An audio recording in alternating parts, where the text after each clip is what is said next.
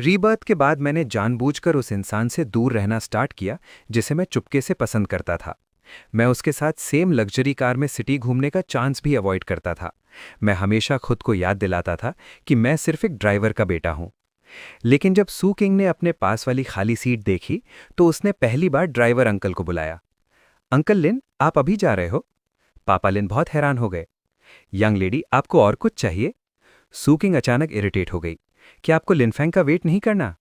पापा ने बोला, लिनफेंग ने अभी टेक्स्ट किया था। उसने बोला वो एक क्लासमेट के साथ बिजी है, आप बस उसे बाद में बस से आने दीजिए। सू किंग का चेहरा तुरंत डार्क हो गया। रीबर्थ के बाद सब कुछ फिर से अलग हो गया था। वो सोचने लगी, लिनफेंग क्या कर रहा है? पहले तो वो कभी भी मेरे साथ कार में बैठने का चांस मिस नहीं करता था।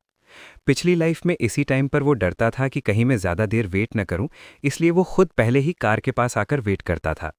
लेकिन ये बेटर ही था। पिछली लाइफ में मेरे और लिनफेंग के 5 साल के प्यार की वजह से फेंग युआन के दिल में जलन का कांटा चुभ गया था। अब एक बार दोबारा जन्म मिलने के बाद मुझे लिनफेंग से डिस्टेंस रखना ही होगा। उस दिन मैं 2 घंटे से ज़्यादा चलते हुए सू फैमिली के पुराने मैंशन तक वापस गया। मैं उनके यार्ड से गुजरा और सर्वेंट्स के क्वार्टर्स में चला गया। मैं विला के सेकंड फ्लोर बालकनी पर खड़ी सू किंग ने मुझे देख लिया। उसकी नज़र मेरे ऊपर टिक गई। फिर उसने सीधा मेरा नाम लिया। मैं हेडफोन्स पहने हुआ था, इसलिए मैंने उसकी आवाज़ नहीं सुनी, या फिर मैंने सुना और इग्नोर कर दिया। मैं सीधा छोटे घर के अंदर चला गया। सू किंग का चेहरा ठंडा पड़ गया और वो सर्वेंट्स वाले घर की तरफ चल पड़ी। जैसे ही मैं रूम में गया और डोर बंद करने लगा, उसने डोरवे रोक लिया। लिनफेंग, क्या तुमने मेरी आवाज़ नहीं सुनी? मैंने हेडफोन्स पहने थे इसलिए नहीं सुना। अब बताओ क्या काम है? तब सू किंग को याद आया कि वो रीबॉर्न है। इस टाइम हम अभी ज़्यादा क्लोज नहीं थे। उसने पूछा, आज स्कूल के बाद तुम अंकल लिन के साथ कार में क्यों नहीं आए? मैंने जवाब दिया, आप मजाक कर रही हैं। आप यंग लेडी हैं और मेरे पापा ड्राइवर हैं। मेरे जैसे स्टेटस वाले को आपके साथ बैठने का हक कैसे हो सकता है? पहले मुझे बाउंड्रीज समझ नहीं आती थी, लेकिन अब ऐसा नहीं होगा। बस उम्मीद है मिस सू आप मेरे फादर को ब्लेम नहीं करोगी। सू किंग का एक्सप्रेशन तुरंत कोल्ड हो गया। अच्छा है तुम्हें अपनी औकात समझ आ गई। अगर ओल्ड मास्टर पूछेगा तो तुम खुद एक्सप्लेन करना। मैंने तुम्हें कार से नहीं निकाला। ये कहकर उसने जोर से डोर बंद किया और चली गई। मुझे बिल्कुल फर्क नहीं पड़ा। इस लाइफ में मैं कभी पिछली गलती रिपीट नहीं करूंगा। मैंने डॉर्मेट्री के लिए अप्लाई कर दिया था, लेकिन रूम मिलने में कुछ दिन लगेंगे। अगली सुबह मैं जल्दी उठा और रोड साइड बस का वेट करने गया। उधर सू किंग अभी उठी ही थी। बालकनी से उसने मुझे स्कूल के लिए निकलते देखा। वो मेरी पीठ को देखते हुए उदास चेहरे से बोली, ऐसा करके क्या तुम मेरा अटेंशन चाहते हो? कुछ मिनट बाद मुझे बस मिल गई। बस बहुत ज़्यादा क्राउडेड थी। मुझे धक्का देकर पीछे की तरफ जाना पड़ा। तभी मुझे पीछे से किसी ने पुश किया। मैंने मुड़कर देखा तो एक मिडिल एज्ड आदमी मेरे पीछे खड़ा था। वो हल्की सी स्माइल भी कर रहा था। मैं साइड हटना चाहता था, लेकिन वो आदमी बिल्कुल हिला नहीं। वो जानबूझकर मेरे पास चिपक रहा था। तभी भीड़ में से एक लड़की सामने आई। वो बहुत सुंदर थी। उसके हाथ में एक छोटा कैक्टस प्लांट था और वो भीड़ को साइड करते हुए अंदर आ रही थी। उस लड़की ने बोला कि उसे थोड़ी जगह चाहिए। फिर उसने अपने कांटों वाले कैक्टस पॉट से भीड़ में रास्ता बनाना स्टार्ट किया। वो जल्दी से मिडिल एज्ड आदमी के सामने घुस गई। वो आदमी थोड़ा स्लो था, इसलिए उसका हाथ कैक्टस से लग गया। पागल हो क्या? बस में कैक्टस लेके चढ़ती और देखकर नहीं चल सकती? लड़की उस आदमी की पुरानी जगह पर स्ट्रांग खड़ी हो गई और बस फॉर्मल तरीके से बोली, सॉरी, दोबारा नहीं होगा। समझने के लिए थैंक्स। मिडिल एज्ड आदमी ने मुझे घूरा और गुस्से में दूसरी जगह चला गया। मैंने उस लड़की को देखा। वो भी मुझे तीखी नज़र से देख रही थी, जैसे किसी बेवकूफ़ को देख रही हो। हम दोनों कुछ सेकंड्स तक एक दूसरे को देखते रहे। फिर मैं रोक नहीं पाया और पूछ लिया, क्या तुम मेरा मजाक उड़ा रही हो? लड़की 1 सेकंड के लिए रुक गई। फ्यूचर में बस में केयरफुल रहना, ऐसे लोग बहुत होते हैं। मैं खुद कई बार फेस कर चुकी हूँ। तब मुझे समझ आया कि वो मेरी हेल्प कर रही थी। मेरी हेल्प करने के लिए थैंक यू। मेरा नाम लिन फैंग है। मैं यूनिवर्सिटी ए में ड्रामा स्क्रिप्ट राइटिंग का स्टूडेंट हूँ। और तुम? जी हैनमो। मैं स्कूल बी की स्टूडेंट हूँ, एग्रीकल्चर पढ़ रही हूँ। बातें करते करते बस स्टेशन आ गया। यूनिवर्सिटी ए और यूनिवर्सिटी बी सिर्फ 2 स्ट्रीट्स के डिस्टेंस पर थे। बस से उतरने के बाद मैं उसे प्रॉपरली थैंक यू बोलना चाहता था, लेकिन मैंने देखा जी हानमो तेजी से चलती हुई सामने वाली स्कूल की तरफ निकल गई। मैं भी मुड़कर अपने स्कूल की तरफ चला गया और ज़्यादा नहीं सोचा। इस साल फ्रेशमैन वेलकम इवेंट बहुत ही लाइवली था। इस बार फाइनल परफॉर्मेंस सू किंग का था। सब लोग देखना चाहते थे कि नैन सिटी की लिटिल प्रिंसेस असली में कैसी दिखती है। सिर्फ मुझे कोई इंटरेस्ट नहीं था क्योंकि मैं सू किंग को देखना नहीं चाहता था, लेकिन योंग जियान ने मुझे ज़बरदस्ती खींच लिया। ये चांस लाइफ में एक ही बार मिलता है। इतनी मुश्किल से एडमिशन मिला है, अगर नहीं गया तो कॉलेज लाइफ अधूरी रह जाएगी। योंग जियान मुझे सीधा 3rd रो में ले गया। लॉजिस्टिक्स डिपार्टमेंट का एक सीनियर स्नैक्स बांट रहा था। वो बहुत बिजी था। उसने मुझे देखा और बोला, भाई हेल्प कर दे, ये ब्रेड का बॉक्स बैकस्टेज ले जा और परफॉर्मर्स को दे दे, उनके पास खाने का टाइम नहीं है। मैंने ब्रेड का बॉक्स उठाया और भीड़ के बीच से बैकस्टेज चला गया। बैकस्टेज में बहुत परफॉर्मर्स अपनी टर्न का वेट कर रहे थे। मैंने ब्रेड टेबल पर रखा जो डोर के पास था, फिर आदत से ड्रेसिंग रूम की तरफ देख लिया। पिछली लाइफ में मैं जानबूझकर बैकस्टेज आता था और सू किंग के लिए बेरी फ्लेवर ब्रेड लाता था जो उसे पसंद था, क्योंकि सू किंग को पीनट से एलर्जी थी और कई ब्रेड्स में नट फ्लेवर होता था। मुझे डर होता था कि कहीं वो गलत ब्रेड ना खा ले और उसकी परफॉर्मेंस खराब ना हो जाए। लेकिन इस बार मुझे उसकी जिंदगी से कोई मतलब नहीं था। अब वो बड़ी हो चुकी है, क्या वो नट वर्ड भी नहीं पढ़ सकती? ड्रेसिंग रूम के अंदर पता नहीं क्यों सू किंग बाहर जाने से मना कर रही थी। तभी ड्रेसिंग रूम का डोर नॉक हुआ। लू रुयान उठकर डोर खोलने वाली थी, लेकिन सू किंग उससे पहले तेज कदम से पहुंच गई। उसने डोर खोला और ठंडी आवाज में बोली, मैं कुछ नहीं खाऊंगी। लेकिन सेंटेंस कंप्लीट करने से पहले वो रुक गई। तुम किसको ढूंढ रहे हो? डोर पर खड़ा यंग मैन सू किंग के एक्सप्रेशन से डर गया। मिस सू, सुना है आज आपका परफॉर्मेंस है? धड़ाम। सू किंग ने सीधा डोर बंद कर दिया। वो मुड़कर सोफा पर बैठ गई। इतनी ठंडी लग रही थी जैसे किसी को फ्रीज कर दे। लू रुयान ने सर खुजारा। किंग शू, तुम्हें शिन पसंद नहीं? सू किंग 1 सेकंड के लिए जम गई। मैंने अभी क्लियरली नहीं देखा। क्लियरली नहीं देखा तो तुमने किसे समझा था? सू किंग ने जवाब नहीं दिया। इस वक्त वो बहुत इरिटेट थी। लिन फैंग अभी तक क्यों नहीं आया? पिछली लाइफ में इस टाइम तक वो आ चुका था। आखिर वेट न कर पाने पर सू किंग खड़ी हुई और बाहर निकल गई। बाहर जाते ही सू किंग ने देखा कि लोग ब्रेड बांट रहे थे। लुयन ब्रेड लेकर वापस आई और बोली, कुछ खा लो, अब बाहर जाके खाने का टाइम नहीं है, चलो यहीं खा लेते हैं। सू किंग ने ब्रेड लिया और देखा कि फिर से नट फ्लेवर था। उसका मूड और खराब हो गया। फिर वो स्टेज पर परफॉर्म करने चली गई। स्टेज पर जाते ही सू किंग ने ऑडियंस में बहुत सारे यंग बॉयज देखे। सब उसकी एंट्री पर चीयर कर रहे थे और मैं नीचे देखकर फोन चला रहा था। शोर ज्यादा लग रहा था, इसलिए मैंने हेडफोन्स पहन लिए। जब सू किंग ने फर्स्ट लव गाना फिनिश किया तो पूरा हॉल एक्साइटमेंट से फट पड़ा। बहुत लोग फ्लावर्स लेकर स्टेज पर चढ़ गए। सू किंग को कई बुकेज मिले, लेकिन वो तुरंत स्टेज से नहीं गई। उसे खुद समझ नहीं आया क्यों, पर वो बार बार मेरी डायरेक्शन में देख रही थी। तभी 3rd रो से योंग जियान 2 बुकेज लेकर वापस आया। उसने एक बुके मेरे हाथ में दे दिया। लिनफांग, मैं सू किंग को फ्लावर्स देने जा रहा हूं, तू आ रहा है? मैंने फ्लावर्स उसको वापस दे दिए। पागल है क्या, सू किंग को फ्लावर्स दूं? मैं तो कुत्ते को दे दूं उससे पहले। मैंने स्टेज की तरफ देखा और अचानक याद आया कि पिछली लाइफ में लुयन ने मेरी बहुत हेल्प की थी, इसलिए मैंने बोला, ठीक है चलो साथ चलते हैं। स्टेज पर खड़ी सू किंग सोच रही थी, पिछली लाइफ में उसने मेरे फ्लावर्स एक्सेप्ट नहीं किए थे, इस बार जरूर करेगा। उसे पता है मैं उसे सच में पसंद करती हूं, चाहे वो मुझसे प्यार ना करे, थोड़ा फील तो करता ही होगा। सू किंग वहीं खड़ी थी, उसकी नज़र मुझ पर थी जब मैं फ्लावर्स लेकर स्टेज की तरफ बढ़ रहा था। उसे खुद भी पता नहीं चला, पर जैसे ही मैं उसके पास पहुंचा, उसने नेचुरली हाथ आगे बढ़ा दिया बुके लेने के लिए। लेकिन अनएक्सपेक्टेडली मैं सीधा उसके पास से निकल गया और फ्लावर्स जाके ल्यू रुयन को दे दिए, जो सू किंग के पीछे खड़ी थी। मैं मुस्कुराकर बोला, अभी आपकी परफॉर्मेंस बहुत अच्छी थी, क्या मैं ये बुके आपको दे सकता हूँ?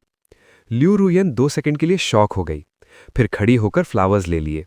Of course, thank you. Flowers देने के बाद मैं सीधा स्टेज से उतर गया। मैंने सू किंग की तरफ एक बार भी नहीं देखा। ल्यू यन ने सू किंग की तरफ देखा, उसके चेहरे पर कंफ्यूजन था। सू किंग अचानक मुड़कर बोली, तुम्हारे और लिनफैंग के बीच चल क्या रहा है? ल्यू यन भी शॉक रह गई। क्या चल रहा है मतलब? मैं उससे बिल्कुल क्लोज नहीं हूं। फिर किसी ने बोला, किंग, क्या ऐसा हो सकता है कि वो ये सब सिर्फ तुम्हारा अटेंशन लेने के लिए कर रहा हो? सू किंग ने ठंडी आवाज में कहा, वो कौन होता है? मैं उस पर ध्यान क्यों दूंगी? रात के 10 बज चुके थे जब मैं सू रेजिडेंस वापस आया। पापा लिन ने मुझे देखते ही पूछा, लिनफांग, आज स्कूल में मिस सू को देखा था? उन्होंने मुझे देखने नहीं दिया आज। पापा टेंशन में बोले, 10 बज गए और वो अभी तक घर नहीं आई, उसका फोन भी ऑफ है। मैडम सू उसे हर जगह ढूंढ रही हैं। मैंने फोन निकाला और फ्रेशमैन ग्रुप चैट खोला। मैंने बोला, मैडम सू को टेंशन न लेने दे, शायद सब लोग कैरियोके गाने गए होंगे। पापा ने तुरंत बोला, ओके ओके, मैं अभी बताता हूँ, नहीं तो बाद में वो तुमसे पूछने लोग भेजेंगी। मैंने ग्रुप में एक फ़ोटो भी देखी। सूकिंग के पास एक हैंडसम लड़का खड़ा था। वो फेंग युआन था। जैसे एक्सपेक्टेड था, दोनों अभी भी साथ थे।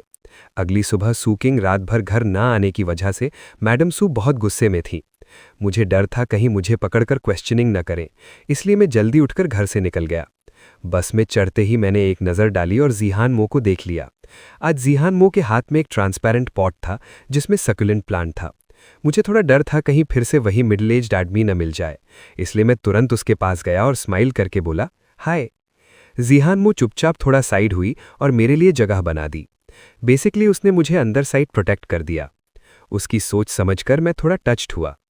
मैंने बात स्टार्ट की, सिस्टर हानमो, तुम्हारे हाथ में ये कौन सा प्लांट है? बहुत सुंदर लग रहा है। मैं काफ़ी देर तक उसे देखता रहा लेकिन टच नहीं किया। ये सक्यूलेंट प्लांट बिल्कुल उस गिफ्ट जैसा लग रहा था जो मुझे पिछली लाइफ में ग्रेजुएशन पर मिला था। जी हानमो ने कहा, इसका नाम नियॉन लाइट हवर्थिया है। तुम्हें पसंद है? मैंने सर हिलाया। हाँ, बहुत पसंद है। क्रिस्टल जैसा लग रहा है, बहुत सुंदर। मैं बात कंप्लीट भी नहीं कर पाया था कि जी हानमो ने पॉट मेरी तरफ बढ़ा दिया। ले लो, ये तुम्हारे लिए गिफ्ट है। मैंने इंस्टिंक्टिवली हाथ बढ़ाया और शॉक हो गया। मेरे लिए? जी हानमो के चेहरे पर कोई एक्सप्रेशन नहीं था। तुम्हें पसंद नहीं? ले लो, मेरे घर में बहुत हैं। तब मुझे याद आया वो एग्रीकल्चर स्टूडेंट है, तो शायद ऐसे प्लांट्स ग्रो करने में एक्सपर्ट होगी। लास्ट टाइम भी वो कैक्टस लेके आई थी और मुझे लगा ऐसा सक्यूलेंट प्लांट शायद ज़्यादा महंगा भी नहीं होगा। मैंने खुशी से ले लिया। थैंक यू, नेक्स्ट टाइम मैं तुम्हें बबल टी पिलाऊंगा। जी हानमो मुझे देखने लगी, फिर उसने फ़ोन निकाला। फिर प्रॉमिस तोड़ना मत, पहले फ्रेंड ऐड करते हैं। मैंने भी फ़ोन निकाला। ओके, बिल्कुल प्रॉमिस नहीं तोड़ूंगा। जल्दी ही बस स्टॉप आ गया। इस बार जी हानमो सीधा नहीं गई, वो रुककर मुझे बाय बोलने लगी। मैं थोड़ा सरप्राइज हुआ। उससे बाय बोलकर मैं प्लांट पॉट लेकर क्लासरूम गया। तभी योंग जियान भौंकते हुए आया और मेरे पास बैठ गया।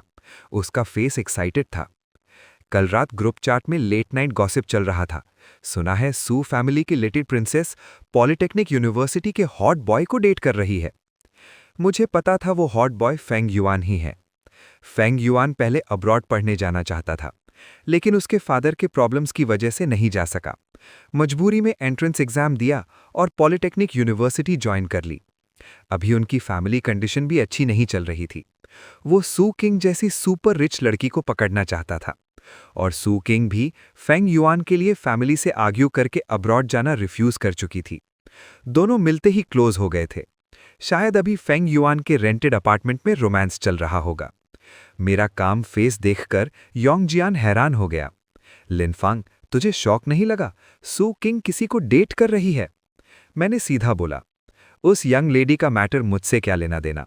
गॉसिप करने से बेटर एक और पार्ट टाइम जॉब ढूंढ। योंग जियान ने सर हिलाया। सही बात है। फिर अचानक उसकी नज़र मेरे प्लांट पर गई। एक मिनट, लिनफांग, ये नियॉन लाइट पॉट तेरा है? हाँ, क्यों? अरे भाई, तो अभी तक बोल रहा था तो गरीब है और क्लास में 4 फिगर वाला प्लांट ले आया। मैं भी शॉक हो गया। क्या मजाक कर रहा है? इतना छोटा सा प्लांट इतना महंगा कैसे? योंग जियान ने ध्यान से देखा। 4 फिगर क्या, इससे भी ज्यादा होगा, कम से कम 5 फिगर्स का है। मैंने तुरंत ऑनलाइन सर्च किया। सच में ये प्लांट चीप नहीं था। इसकी क्वालिटी देखकर समझ आ रहा था कि जी हानमो ने इसे ग्रो करने में बहुत एफर्ट दिया है। मैंने फ़ोन निकाला और जी हानमो को मैसेज भेजा। प्लांट का फोटो भेजकर लिखा, सिस्टर हानमो, आज आफ्टरनून तुम कब फ्री होगी? मैं ये फ्लावर पॉट वापस करना चाहता हूँ। उसने क्वेश्चन मार्क भेजा। तुम्हें पसंद नहीं? मैंने रिप्लाई किया, पसंद है, पर यह बहुत एक्सपेंसिव है और मुझे डर है मैं इसे जिंदा नहीं रख पाऊंगा। बेटर तुम्हें वापस दे दूं। कुछ देर बाद उसका रिप्लाई आया, नो नीड। फिर उसने केयर इंस्ट्रक्शंस फॉरवर्ड कर दिए। बस इसके हिसाब से केयर करना। कुछ समझ ना आए तो मुझसे पूछ लेना। मैंने फ़ोन बंद किया और प्लांट को देखने लगा। मेरा दिल थोड़ा हिल गया था। लेकिन मैटर यहीं ख़त्म नहीं हुआ। योंग जियान फिर से प्लांट को घूरने लगा और बोला, माय गॉड लिनफांग, ये पॉट मुझे गोल्ड जैसा लग रहा है। मैंने चेस्ट पकड़ ली। बस कर यार और मत बोल। आज आफ्टरनून मेरी क्लासेस नहीं थी, इसलिए मैं पूरे रास्ते प्लांट को ट्रेजर की तरह संभालकर रूम में ले गया। नेक्स्ट रूम में मेरी स्टेप मदर लूले फन ने विंडो के बाहर से आवाज दी, लिनफांग, घर की मैडम तुमसे बात करना चाहती हैं। मैडम सू के नाम सुनते ही मुझे इरिटेशन फील हुआ। पिछली लाइफ में 5 साल तक जब भी सू किंग पास नहीं होती थी, मैडम सू मुझे परेशान करती थी। मेरा रजिस्टर्ड डॉर्म रूम 1 वीक बाद मिलेगा, इसलिए मुझे अभी 1 हफ्ता और यहीं रहना पड़ेगा। मैं मैडम सू के पास गया और सीधा बोला, क्या काम है मॉम? अगर मैं कर सकता हूं तो मना नहीं करूंगा। मैडम सू बहुत टेंशन में बोली, किंग शू फिर क्लास बंक कर रही है। आज होमरूम टीचर का कॉल आया, वो 2 दिन से क्लास में गई ही नहीं, स्कूल अभी अभी शुरू हुआ है। लेकिन मुझे बिल्कुल कंसर्न नहीं हुआ, क्योंकि मुझे पता था स्कूल का होमरूम टीचर कभी भी मैडम सू को डायरेक्टली कॉल करके मिस सू की कंप्लेन नहीं करेगा। सू फैमिली की लिटिल प्रिंसेस को कौन प्रोवोक करेगा और कौन हिम्मत करेगा ये देखने की कि वो क्लास अटेंड कर रही है या नहीं? मैडम सू ने मुझे देखा और बोली, तुम और किंग एक ही स्कूल में हो ना? कुछ क्लासेस भी सेम है।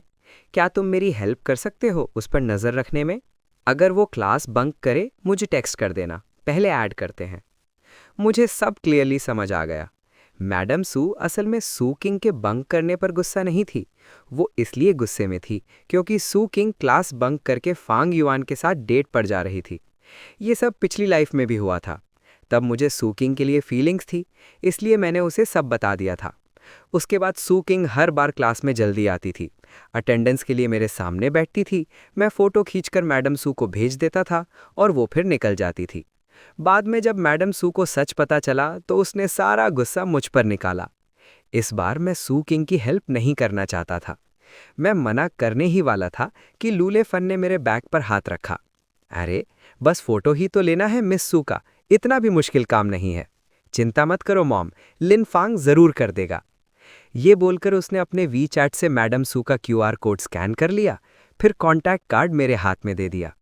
मेरा दिल भारी हो गया। मैं लूले फन के पीछे गया और धीरे से बोला, मैं फ़ोटो नहीं लूँगा, मैं ये काम नहीं करूँगा। उसने सीधा जवाब दिया, तुम ऑलरेडी हाँ बोल चुके हो, नहीं करना तो खुद देख लो।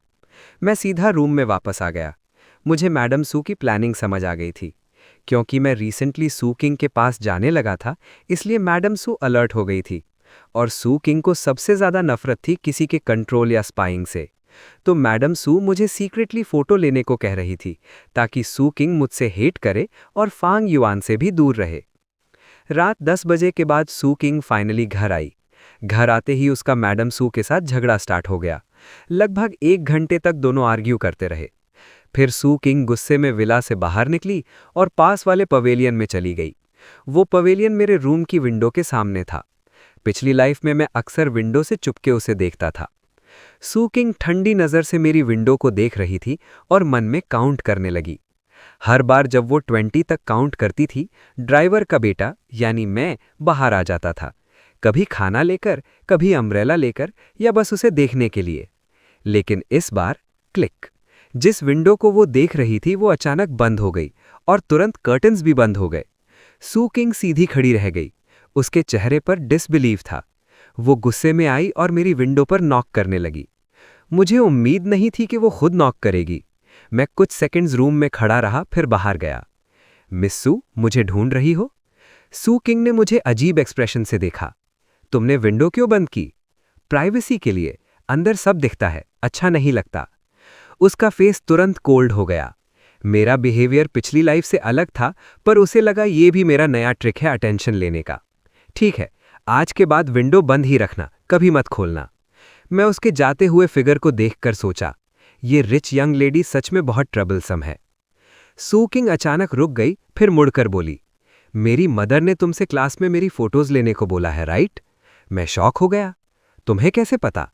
रिलैक्स, मैं तुम्हें कैंडिड फोटोज लेने से मना नहीं करूंगी, पहले भी नहीं किया, फ्यूचर में भी नहीं। फिर वो ठंडी सी स्माइल से बोली, ले सकते हो, अगर उसने बोला है तो ले लो, वैसे भी मैं क्लास बंक नहीं करूंगी। ये कहकर वो मुड़ गई। मुझे पिछली लाइफ याद आई। तब मैंने उसकी हेल्प की थी और बाद में मैडम सू ने मुझे डांट दिया था। इस बार मैं वैसा नहीं होने दूंगा। अनएक्सपेक्टेडली मैंने उसे आवाज दी, 1 मिनट। सू किंग रुक गई। उसके फेस पर एक्सप्रेशन था, मुझे पता था ये अभी भी मुझे पसंद करता है। उसने एरोगेंट टोन में पूछा, क्या है? लेकिन उसकी एक्सपेक्टेशन टूट गई। उसने देखा मैं फ़ोन पकड़े खड़ा हूँ और कैमरा उसकी तरफ है। मिस सू, अभी आपने बोला ना मैं फ़ोटो ले सकता हूँ, प्लीज़ एक बार और बोल दो, बाद में मुझे डांटना पड़े। सू किंग गुस्से से बोली, ले लो फ़ोटोज़, लेना है तो लो, अब खुश? ये कहकर वो गुस्से में चली गई। मैंने सेटिस्फैक्शन के साथ वीडियो सेव कर लिया, फिर चैन से सो गया। मुझे बिल्कुल आइडिया नहीं था सू किंग इतने गुस्से में थी कि रात भर सो ही नहीं पाई। अगले सुबह उसे जल्दी क्लास जाना पड़ा। कार में बैठते ही उसने आदत से लेफ्ट साइड देखा। जहां मैं हमेशा ओबीडियंटली वेट करता था, वहां मैं नहीं था। कार चलने के कुछ देर बाद वो रास्ते में मुझे चलकर जाते हुए देखने लगी। उसकी नज़र सीधा मेरे हाथ में पकड़े मिल्क कार्टन पर टिक गई। मुझे सुबह मिल्क पीना हमेशा पसंद था। रोज सुबह उठकर मैं 2 मिल्क कार्टन्स गर्म पानी में रख देता था। जब घर से निकलता, कार या रास्ते में पीता था। सू किंग ने काफी टाइम से वो मिल्क नहीं पिया था। उसने लगभग 2 सेकंड तक मेरे हाथ का मिल्क कार्टन देखा, फिर अचानक बोली, कार रोको। फिर विंडो से मुझे देखकर बोली, अंदर बैठो। मैंने सर हिला दिया। थैंक यू मिस सू, लेकिन जरूरत नहीं, मैं बस से चला जाऊंगा। ये पहली बार था जब सू किंग ने खुद से काइंडनेस दिखाई थी और मैंने मना कर दिया। वो ठंडी सी हंसी और बोली, जैसी तुम्हारी मर्जी। सिडैन आगे निकल गई। मैं भी टाइम पर बस पकड़ ली। जी हानमो सच में बस में थी। मैं खुशी से उसके पास गया। Senior, good morning. Good morning. Ji Hanmo ने जल्दी से फ़ोन साइड कर दिया। अगर मैं ध्यान से देखता तो समझ जाता कि वो मेरी मोमेंट्स फीड देख रही थी। मैंने उससे एक वार्म मिल्क कार्टन दिया। सीनियर, मिल्क लो। हम दोनों कई बार साथ बस में आ चुके थे, तो अब थोड़े क्लोज हो गए थे। उसने फ़ोन खोला और मुझे अपना ब्यूटीफुल गार्डन दिखाया। बस से उतरने के बाद वो बोली, अगर बाद में टाइम हो तो तुम्हें मेरा गार्डन दिखाऊंगी। वहाँ एक छोटा फिश पॉन्ड भी है।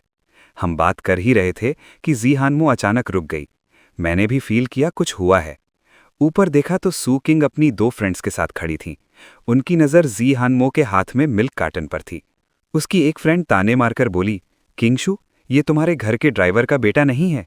पहले तो हमेशा तुम्हारे पीछे घूमता था, अब पार्टनर चेंज कर लिया क्या? ये पार्टनर चेंज वाली बात सू किंग को चुभ गई।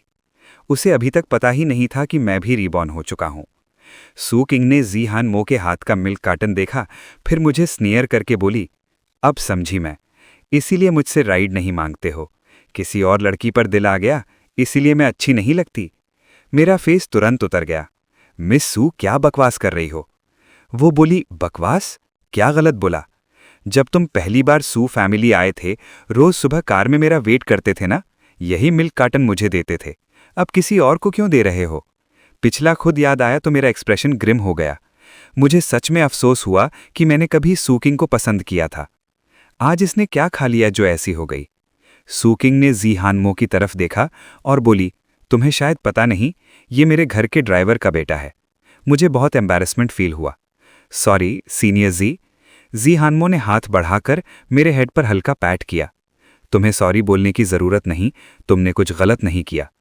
मुझे पता था सू किंग का एटीट्यूड खराब है, लेकिन मैं जी हानमो को इस मेस में नहीं लाना चाहता था। मैंने बोला, सीनियर आप क्लास जाओ, लेट मत हो। जी हानमो ने फ्राउन करके पूछा, वो कौन है? मैं 2 सेकंड चुप रहा। पागल है, सिक है। जी हानमो थोड़ी रुकी, फिर धीरे से पूछा, क्या वो तुम्हारी गर्लफ्रेंड है? बिल्कुल नहीं। मैंने तुरंत साफ मना कर दिया। मुझे इतनी जल्दी डिनाई करते देख सू किंग ठंडी हंसी। मैं ड्राइवर के बेटे को नोटिस करूंगी? कभी नहीं। मुझे गुस्सा आ गया। हाँ, तुम ड्राइवर के बेटे को पसंद नहीं करती, तो जो 5 साल तुम्हारे पास था वो भूत था क्या? किसने बोला था उससे प्यार करने को? तुम ठीक हो? दिमाग खराब है तो ट्रीटमेंट कराओ। 2 जिंदगियों में पहली बार मैंने सू किंग को डांटा था। वो जम सी गई और मुझे घूरती रही। सू किंग चुप थी, जी हानमो भी चुप थी। मैं ऑकवर्ड होकर बोला, सीनियर जी बाय, मैं क्लास जा रहा हूं, आप भी जल्दी जाओ। मैं उसके रिप्लाई का वेट किए बिना स्कूल गेट के अंदर भाग गया। मैं जी हानमो की तरफ देखने की हिम्मत नहीं कर पाया। मुझे डर था कहीं उसकी आंखों में सरप्राइज या कंटेम्प्ट न दिखे। पिछली लाइफ में सू किंग के साथ रहते हुए मैं ऐसे लुक्स बहुत देख चुका था। उधर सू किंग कोल्ड फेस के साथ वहीं खड़ी रही। वो अनविलिंगली जी हानमो को देख रही थी। जी हानमो का एक्सप्रेशन भी अच्छा नहीं था। उसके हाथ में अभी भी मिल्क कार्टन था। वो गुस्से में मेरी जाती हुई बैग को देखती रही जब तक मैं गायब नहीं हो गया। फिर वो भी मुड़कर चली गई। आज मॉर्निंग जॉइंट क्लास थी। सीट पर बैठकर मैंने जी हानमो का चैट ओपन किया। मैं सॉरी बोलना चाहता था। काफ़ी देर तक टाइप करता रहा, डिलीट करता रहा, लेकिन एक वर्ड भी सेंड नहीं हो पा रहा था। जो भी लिखता सही नहीं लग रहा था। जब मैं फ़ोन बंद करने वाला था, तब जी हानमो का मैसेज आया। क्या हुआ? तब मुझे पता चला कि मैं लगभग 10 मिनट से टाइप कर रहा था। एक भी मैसेज सेंड नहीं हुआ था। वो सब शायद उसने देख लिया था। मेरा फेस शर्म से रेड हो गया। सीनियर, जो अभी हुआ उसके लिए सॉरी। होप आप माइंड नहीं करोगी। उसका रिप्लाई आया, मैंने बोला ना, तुम्हारी गलती नहीं थी, सॉरी बोलने की ज़रूरत नहीं। मेरी आंखों में हल्का पानी आ गया। सू किंग के कंपैरिजन में सीनियर खाया का नेचर सच में बहुत अच्छा था। सू किंग ने जी हानमो से जिस टोन में बात की थी, उसके बाद मैं टेंशन में आ गया। पता नहीं जी हानमो ने गलत समझा होगा या नहीं। कहीं वो मुझे ऐसा लड़का ना समझे जो सबसे फ्लर्ट करता है। मैं यही सोच रहा था कि कोई मेरे टेबल के पास से गुजरा और टेबल से टकरा गया। मैंने ऊपर देखा, सू किंग कोल्ड फेस के साथ मेरे पास से गुजरी और जाके लास्ट रो में बैठ गई। मैं शॉक हो गया। आज सू किंग क्लास अटेंड कर रही है? क्या वो फांग युआन के पास नहीं जा रही? क्या कल रात जो उसने बोला था वो सच था? मैं कुछ सेकंड्स तक स्टन रहा, फिर तुरंत फोन निकाला। जैसे ही सू किंग बैठी, मैंने उसकी फोटो खींच ली और मैडम सू को भेज दी। उसने खुद बोला था फोटो लेके भेजो मॉनिटरिंग के लिए। मैं बस वही कर रहा था। अगर इससे मेरी प्रॉब्लम कम हो जाए तो और भी बेटर। सू किंग अभी बैठी ही थी कि वोंग शियाओ ने उससे बोला, लिनफंग ने अभी फोन से तुम्हारी फोटो ली। सू किंग का एक्सप्रेशन थोड़ा सॉफ्ट हो गया। मुझे पता है, मैं अंधी नहीं हूं। 2 दिन तक जब भी सू किंग और मैं क्लास में होते, मैं कैजुअली एक फोटो खींचकर मैडम सू को भेज देता। थोड़े ही टाइम में यूनिवर्सिटी गॉसिप ग्रुप में रूमर फैल गया। सब कहने लगे कि मैं सू किंग को पसंद करता हूं, मैं उसका पीछा करता हूं, क्लास में उसकी कैंडिड फोटोज लेता हूं, क्लास के बाद भी उसकी फोटोज लेता हूं, अलग क्लासेस में जाके उसे स्टॉक करता हूं। योंग जियान ने गॉसिप ग्रुप के एक्सपोज पोस्ट दिखाए। भाई, लोग बोल रहे हैं तू सू किंग के पीछे पागल है, तू उसे परस्यू कर रहा है, स्टॉक कर रहा है, फोटोज ले रहा है। मैं बिल्कुल स्पीचलेस हो गया। अब समझ आया पिछले 2 दिन से लोग मुझे अजीब नज़र से क्यों देख रहे थे। मैंने बोला, इतना एग्जैजरेटेड भी नहीं है, कोई जानबूझकर मुझे बदनाम कर रहा है, मिसअंडरस्टैंडिंग है। ये यंग लेडी क्लास बंक करती थी, इसीलिए मैडम सू ने मुझे उस पर नज़र रखने को बोला। रोज़ उसकी क्लास फोटो भेजनी पड़ती है। योंग जियान शॉक हो गया। क्या डेंजरस मदर है। अब समझा मिस सू इतनी रिबेलियस क्यों है। लिनफोंग टू एक्सप्लेन क्यों नहीं करता, सब गलत समझ रहे हैं। मैंने सर हिला दिया। मुझे पता था ये गॉसिप ज्यादा दिन नहीं चलेगा। 2 हफ्ते में फांग युआन फैमिली मैटर की वजह से अब्रॉड चला जाएगा।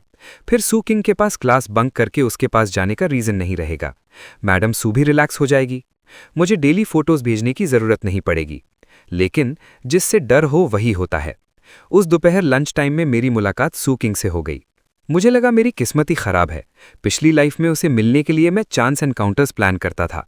अब रीबर्थ के बाद बिना रीजन हर जगह टकरा रही है। सू किंग ने सीधा बोला, पिछले 2 दिन से मेरी फोटोज ले रहे हो, मुझे बताने का प्लान नहीं था।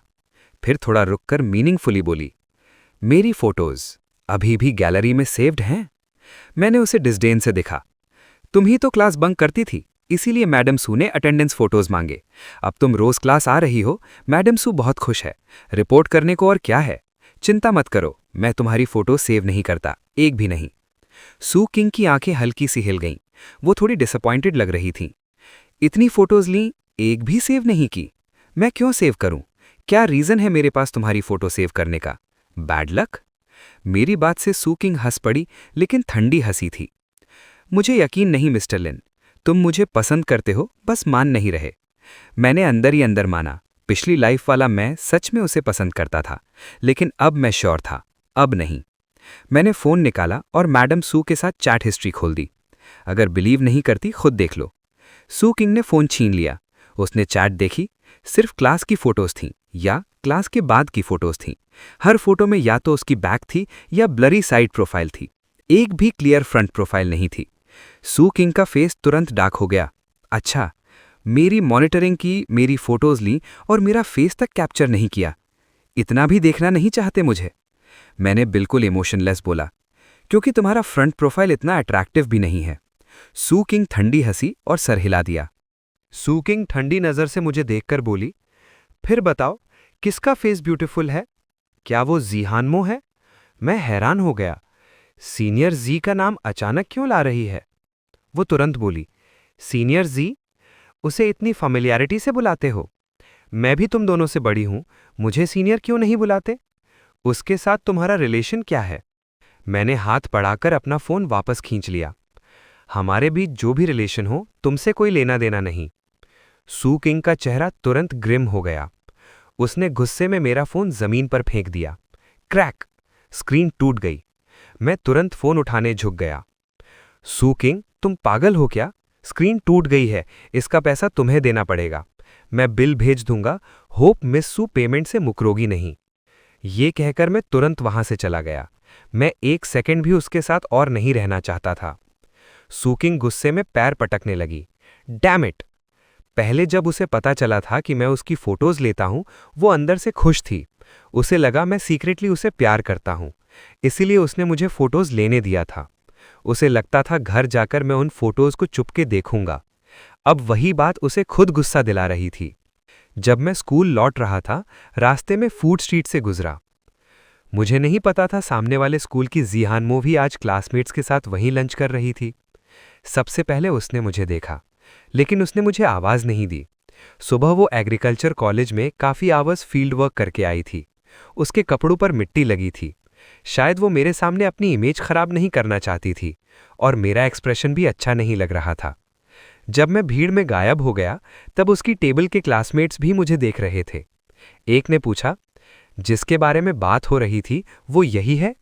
देखने में तो अच्छा लड़का लगता है, कौन सोचता स्टॉकर निकलेगा। जी हानमो तुरंत बोली, क्या बोल रहे हो तुम लोग, कौन सा स्टॉकर? एक क्लासमेट बोला, यूनिवर्सिटी ए की सेलिब्रिटी सू किंग को जानती हो? उसके घर के ड्राइवर का बेटा उसे सीक्रेटली पसंद करता है। वो सेम स्कूल में है और रोज उसकी चोरी छिपे फोटोज लेता है। फिर उसने एक्सपोज पोस्ट खोला। देखो, पोस्ट में क्लियरली मैं फोन पकड़कर सू किंग की बैक फोटो ले रहा था। जी हानमो को सुबह सू किंग की बातें याद आईं। उसने सोचा, क्या वो सच में सू किंग को पसंद करता है? फिर उसने फ्राउन किया। चाहे जो भी हो, ये पोस्ट्स मेरे लिए अच्छी नहीं थीं। शायद किसी को कहकर ये सब हटवाना चाहिए। उधर स्कूल वापस आकर मैंने भी एक्सपोज पोस्ट देख लिया, मेरे सीक्रेटली सू किंग की फोटोज लेने वाली न्यूज़। लेकिन कुछ ही देर में वो पोस्ट डिलीट हो गई। मेरे बारे में सारी गॉसिप भी क्लीन हो गई। योंग जैंग शॉक हो गया। ये सू फैमिली का इन्फ्लुएंस है क्या? पूरा इंटरनेट साफ कर दिया। मैं फोन को देखकर सोचने लगा, मुझे नहीं लगता ये सू किंग ने किया होगा, लेकिन अगर उसने नहीं किया तो फिर किसने? तीसरे दिन जब मैं क्लासरूम के गेट पर पहुंचा, मैंने देखा सू किंग सीढ़ियों से नीचे आ रही है।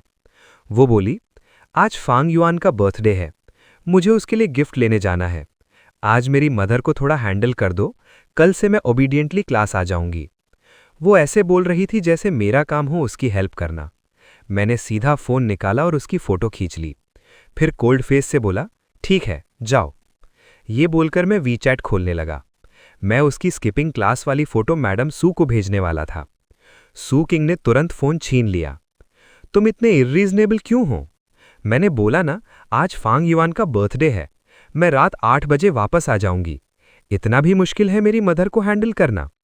मैंने ठंडी हंसी के साथ बोला, बहुत मुश्किल है। मैडम सू इजी नहीं है। उन्हें झूठ बोलने का रिजल्ट मैंने पिछली लाइफ में भुगता है। सू किंग की आंखों में गुस्सा भर गया। फिर भी बोलते हो मुझे पसंद नहीं करते? अभी जब मैंने फांग युआन के बर्थडे का बोला, तुम्हारी आंखों में जेलसी थी। मैंने सीधा जवाब दिया, मिस, नार्सिसिज्म भी एक बीमारी है, ट्रीटमेंट करवा लो। सू किंग ने गुस्से में मेरा फोन लेकर मुड़ गई। रात 8 बजे आ जाऊंगी, तब आकर फोन ले लेना, मैं खुद मदर को एक्सप्लेन कर दूंगी। मैं गुस्से में उसके पीछे भागा, लेकिन वो जल्दी से कार में बैठ गई। डोर बंद हुआ, कार निकली और वो चली गई। मेरा फैमिली मैडम सू और सू किंग के बीच फंसा हुआ था। मैंने डिसाइड कर लिया था, पापा को ये जॉब छुड़वाऊंगा, खुद और पार्ट टाइम जॉब्स करके पैसे कमाऊंगा। फ़ोन भी नहीं था, इसलिए मैडम सू को कांटेक्ट नहीं कर सकता था। घर जाके सब एक्सप्लेन करना पड़ेगा। फ़ोन के बिना न बस ले सकता था, न कुछ बाय कर सकता था। आज मुझे योंग जैंग की हेल्प लेनी पड़ी। उससे शेयर्ड बाइक रेंट करवाई और उसी से घर गया। मैंने सोचा, सीनियर जी हानमो ने मुझे 3 दिन से नहीं देखा होगा, शायद वो मुझे कांटेक्ट भी नहीं करेगी। दूसरी तरफ जी हानमो ने टाइमिंग बिल्कुल कैलकुलेट करके बस स्टॉप पर आना चूज किया। वो 10 मिनट वेट करके उसी बस रूट में चढ़ी जिसमें मैं आता था। जब बस फैमिलियर स्टॉप पर पहुंची, वो तुरंत सीधी खड़ी हो गई और फ्रंट डोर की तरफ देखने लगी, लेकिन बस का डोर बंद होने तक मैं अंदर नहीं आया। जी हानमो की आंखों में हल्का से सैडनेस था।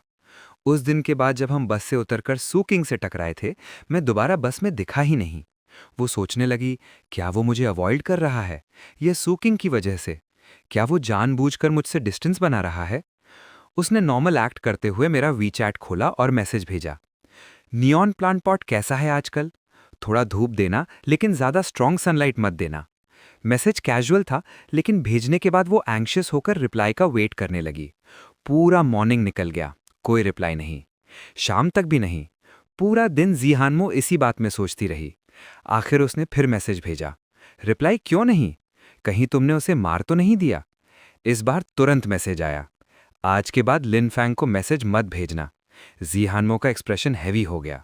उसने क्वेश्चन मार्क भेजा, तुरंत रेड एक्सक्लेमेशन मार्क आ गया। वो समझ गई मुझे ब्लॉक कर दिया गया है, लेकिन उसने तुरंत सोचा, नहीं, लिन फैंग ऐसा नहीं करेगा। किसी और ने उसका फोन यूज करके ब्लॉक किया है। कौन? सू किंग। वो सोचने लगी, क्या लिन फैंग सच में यूसे पसंद करता है? उधर मैं योंगजियन को बाय बोलकर शेयर्ड बाइसिकल से घर जा रहा था। ट्रैफिक लाइट पर रुका हुआ था।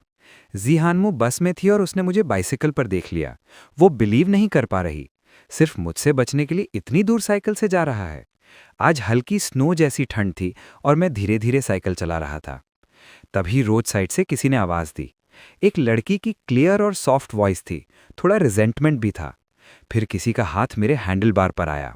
मैं रुक गया। ऊपर देखा, जी हानमो थी। उसका एक्सप्रेशन कॉम्प्लेक्स था। तुम आजकल स्कूल आने जाने के लिए साइकिल चला रहे हो? इतना लॉन्ग डिस्टेंस? कब तक? वो कंफर्म करना चाहती थी, क्या मैं सू किंग के गुस्से से बचने के लिए बस अवॉइड कर रहा था?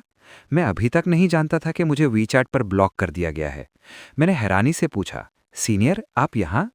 वो थोड़ा गिल्टी होके बोली, बस यूं ही पास से जा रही थी, क्या कोइंसिडेंस है? मैं साइकिल साथ साथ चलाने लगा।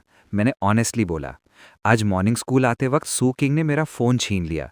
अब मेरे पास फ़ोन नहीं है तो बस पास यूज़ नहीं कर सकता। क्लासमेट से शेयर्ड बाइक स्कैन करवाई और अब धीरे धीरे घर जा रहा हूँ। जी हानमो पूरा दिन डिस्ट्रैक्टेड थी। उसे बिल्कुल एक्सपेक्ट नहीं था कि रीज़न ये होगा।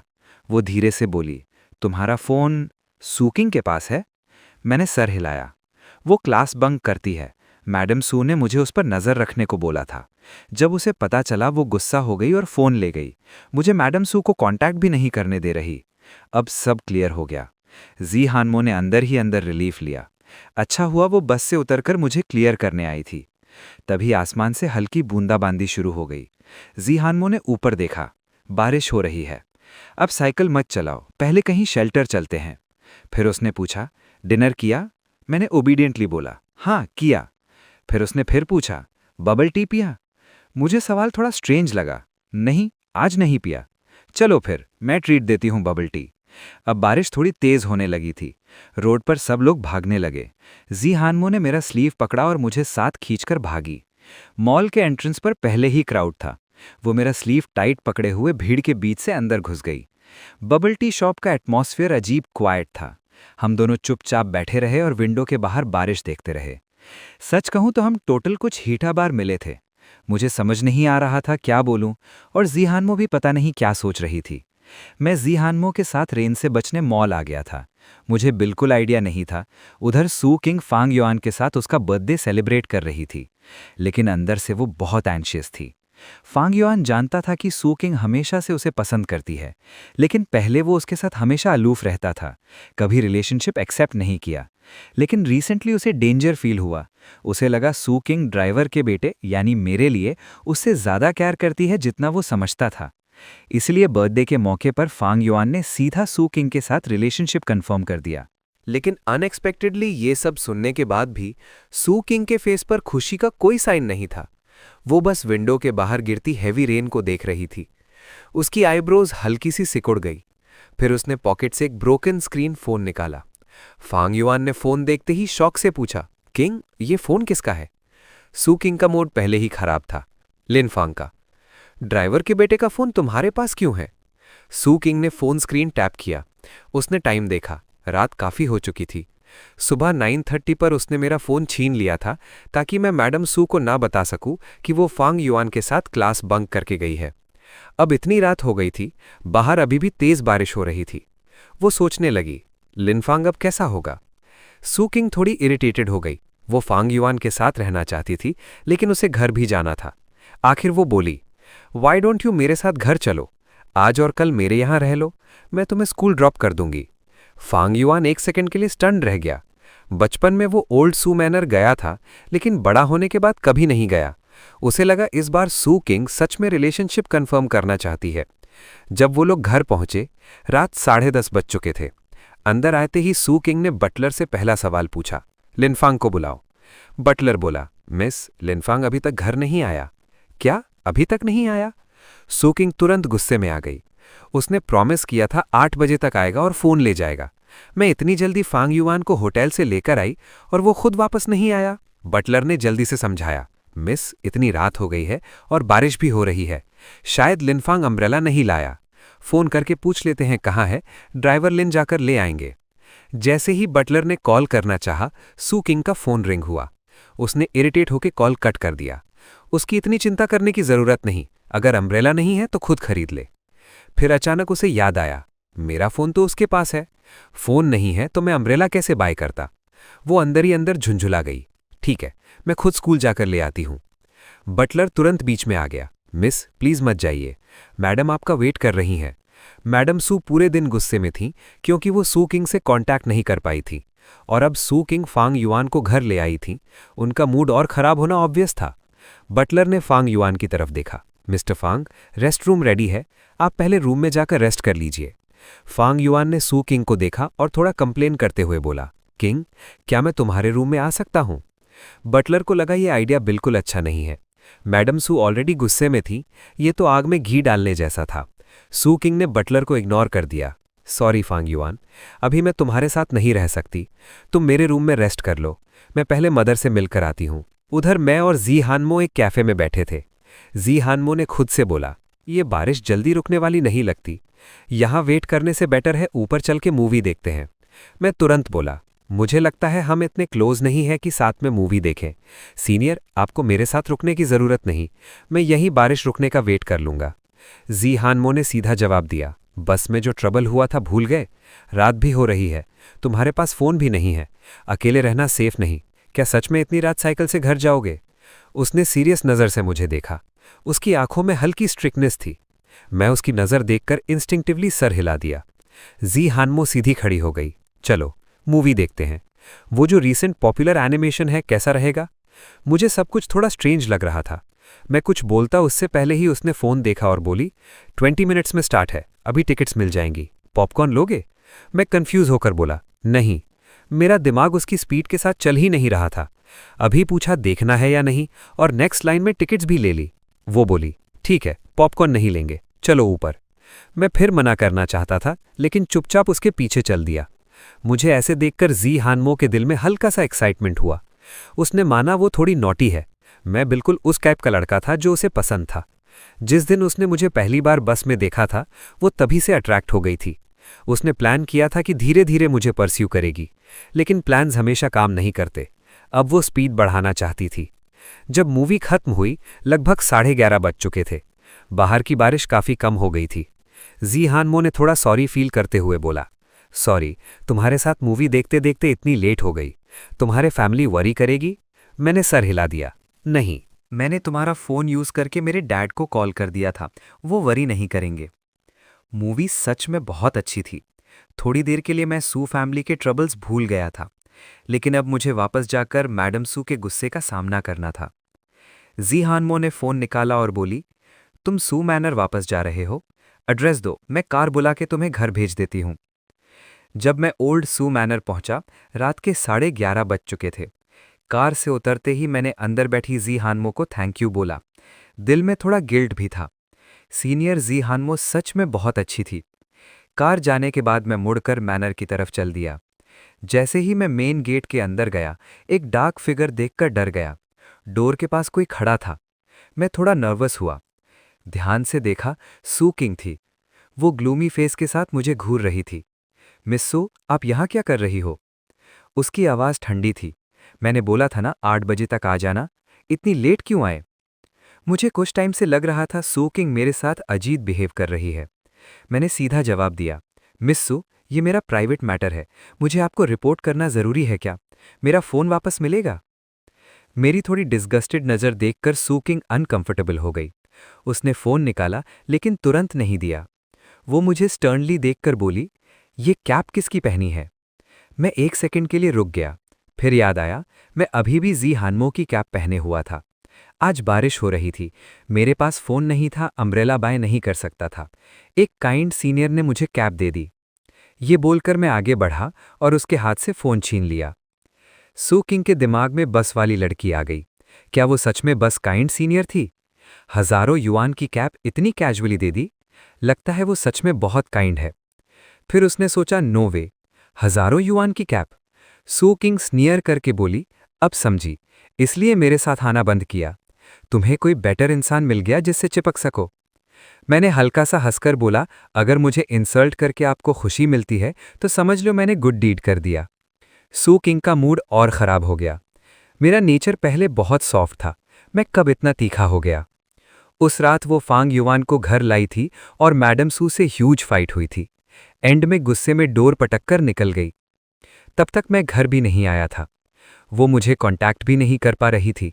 फांग युआन उसके रूम में रेस्ट कर रहा था, फिर भी उसने उसकी परवाह नहीं की। वो बस मेन गेट पर खड़ी मेरा वेट करती रही, लेकिन उसने ये रिजल्ट एक्सपेक्ट नहीं किया था। मैं अंदर चला तो गार्डन एंट्रेंस पर फांग युआन खड़ा था, जैसे किसी का वेट कर रहा हो। वो तुरंत सू किंग के पास भागा।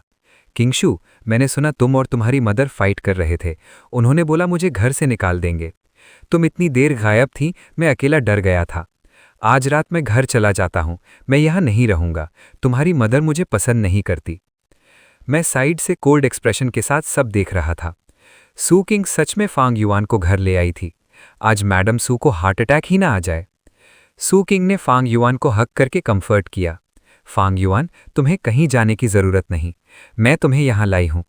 मेरी मदर को क्या राइट है तुम्हें निकालने का? अंदर चलो, अगर वो कुछ बोलें तो मेरे ग्रैंडफादर को ढूंढना। सू किंग का प्रॉमिस मिलते ही फांग युआन फाइनली रिलैक्स हुआ। मैंने सू किंग को देखा, जो प्यार में बिल्कुल अंधी लग रही थी। मैंने सोचा, क्या इसका दिमाग खराब हो गया है? मैं सीधा अपने रूम में चला गया। फ़ोन निकाला और जी हानमो का चैट खोलना चाहा, लेकिन उसका आईडी ही नहीं मिल रहा था। तभी एक फ्रेंड रिक्वेस्ट आई। जी हानमो ने मुझे रिक्वेस्ट भेजी थी। मैं फ्राउन करने लगा। मैंने जी हानमो को कब डिलीट किया? क्या ये भी सू किंग ने किया? मैंने तुरंत एक्सेप्ट कर लिया। फिर मैसेज भेजा, सीनियर स्टूडेंट घर पहुंच गई। जी हानमो ने तुरंत रिप्लाई दिया, तुम्हें फ़ोन वापस मिल गया? मैं घर पहुंच गई हूं, कंसर्न के लिए थैंक यू। मैं काफ़ी देर हेजिटेट करता रहा। फिर मैंने पहले 200 युआन ट्रांसफ़र किए। आज के लिए थैंक यू सीनियर स्टूडेंट, ये मूवी टिकट और ट्रांसपोर्ट के लिए है, प्लीज़ एक्सेप्ट कर लो। लेकिन जी हानमो ने ट्रांसफ़र एक्सेप्ट नहीं किया। तुम्हें मुझे पैसे वापस देने की ज़रूरत नहीं। आई होप नेक्स्ट टाइम भी तुम मुझे मूवी या मील के लिए इनवाइट करोगे ना? मैंने तुरंत रिप्लाई दिया, ऑफ कोर्स सीनियर स्टूडेंट, कल मैं आपको मील ट्रीट दूंगा। जी हानमो ने यह रिप्लाई देखकर चुपके से स्माइल की। ठीक है, पक्का। अगली सुबह सू फैमिली का बड़ा ड्रामा स्टार्ट होने वाला था। मैडम सू सुबह जल्दी उठ गईं और बटलर से पूछा, कल रात क्या हुआ? फैंग युआन गया या नहीं? दोनों ने रात साथ गुजारी? बटलर ने हेल्पलेस होकर सर हिला दिया। यंग लेडी ने हमें मिस्टर फैंग को बाहर छोड़ने नहीं दिया। मैडम सू का चेहरा गुस्से से सफ़ेद पड़ गया। डेटिंग से प्रॉब्लम नहीं है, लेकिन बच्चा नहीं होना चाहिए। फैंग युआन का फादर जेल जाने वाला है। इतनी बडलक होगी उस फैमिली से जुड़ने में। मेरा ग्रैंडचाइल्ड का ग्रैंडफादर जेल गया हुआ आदमी नहीं हो सकता। मैडम सू कुछ देर सोचती रहीं, फिर अचानक बोली, फैमिली डॉक्टर को बुलाओ, बर्थ कंट्रोल पिल्स प्रिस्क्राइब करवाओ। मैं रूम से बाहर आया तो कुछ मेड्स धीरे धीरे गॉसिप कर रही थी। मैडम आज अच्छे मूड में लग रही हैं। मुझे लगा मिस्टर फैंग को देखकर गुस्सा होंगी, पर सरप्राइज, सब साथ ब्रेकफास्ट कर रहे हैं। मेरी आंखों में एक कॉम्प्लेक्स इमोशन आया। पिछली लाइफ में सू किंग फैंग युआन को घर नहीं लाई थी। दोनों अब्रॉड में आने तक ऑफिशियली रिलेशनशिप में भी नहीं आए थे। उसके बाद कुछ टाइम में सू किंग मेरे साथ थी। जब हम डेट करने लगे थे, पहली बार मैं ओल्ड सू रेजिडेंस गया था। तब मैडम सू मेरे साथ भी बहुत पोलाइट थी। मुझे डिनर के लिए रोका था। उस वक्त मुझे लगा था उन्होंने मुझे एक्सेप्ट कर लिया है, लेकिन रियलिटी कुछ और थी। मैडम सू ने मेरे सूप में कुछ मिला दिया था, बर्थ कंट्रोल पिल्स का ओवरडोज। सूप पीने के बाद मेरा स्टमक दर्द से भर गया था। मैं बाथरूम भागा और कई बार उल्टी की। उस इंसिडेंट के बाद मेरा बॉडी डैमेज हो गया और बाद में मेरी फर्टिलिटी भी चली गई। जब सू किंग को सच पता चला, उसने बस इतना बोला, मैं मदर के अगेंस्ट नहीं जा सकती, और बात को लाइटली डिसमिस कर दिया। इस बार वो मेडिसिन फैंग युआन को दिया गया था। मैं सोचने लगा, अब सू किंग क्या करेगी। मैं थॉट्स से बाहर आया और निकलने लगा, तभी बटलर जल्दी से आया। लिनफैंग, मैडम आपसे बात करना चाहती हैं, मेरे साथ चलिए। मैं बटलर के साथ लॉबी गया। वहां मैडम सू ब्रेकफास्ट कर रही थी, फैंग युआन और सू किंग के साथ। मैडम सू फैंग युआन को जेंटल फेस से देखकर बोली, मुझे तुमसे पहले कोई ऑब्जेक्शन नहीं था, मैं बस इसलिए स्ट्रिक्ट थी क्योंकि किंग अभी यंग है। मुझे डर था डेटिंग से स्टडीज इफेक्ट होंगी। मैडम सू का एटीट्यूड बिल्कुल बदल गया था। फैंग युआन खुद बिलीव नहीं कर पा रहा था। आंटी, मैं समझता हूं, मैं किंग को हार्ड स्टडी करने बोलूंगा। सच ये था कि रात को सेम बेड पर सोने के बाद भी सू किंग ने फैंग युआन को टच तक नहीं करने दिया था। तब मैडम सू ने बर्ड्स नेस्ट पॉरेज का बोल फैंग युआन के सामने रखा। उसकी आंखों में फेक प्यार था। ये पॉरेज पियो, बॉडी नरिश होगी, तुम बहुत पतले हो गए हो। फैंग युआन स्माइल करके ओबीडियंटली खाने लगा। सू किंग साइड में बैठी की और उसका ब्रो टाइटली फ्राउन हो गया। फैंग युआन उसके पास था। मदर ने उसे एक्सेप्ट भी कर लिया था, फिर भी पता नहीं क्यों वो खुश नहीं थी। तभी मैं अंदर आया। सू किंग ने मुझे देखते ही सीधा होकर बैठ गई, लेकिन मैंने उसकी तरफ देखा भी नहीं। मैंने पोलाइटली बोला, मैडम, आपने बुलाया था? मैडम सू मुस्कुराई, मुझे कल जो हुआ सुना, किंग ने तुम्हारा फोन छीन लिया ताकि तुम उसकी फोटोज ना भेजो। मैंने कामली सर हिला दिया। सू किंग अनकंफर्टेबल होकर बोली, मदर, क्या आप अब भी इसे मुझे मॉनिटर करने बोलेंगी? मैडम सू ने सर हिला दिया, बिल्कुल नहीं, मैं बस इतना कहना चाहती हूं कि तुम लिनफैंग को ऐसे बुली नहीं कर सकती। किसी का फोन ऐसे कैसे छीन लिया? फोन के बिना कितनी इनकन्वीनियंस होती है। ये कहकर मैडम सू ने एक नया फोन निकाला। मैंने देखा तुम्हारा स्क्रीन टूट गया है, ये नया फोन तुम्हारे लिए खरीदा है। किंग पर नजर रखने के लिए भी थैंक्स। आज से तुम्हें उसे मॉनिटर करने की जरूरत नहीं।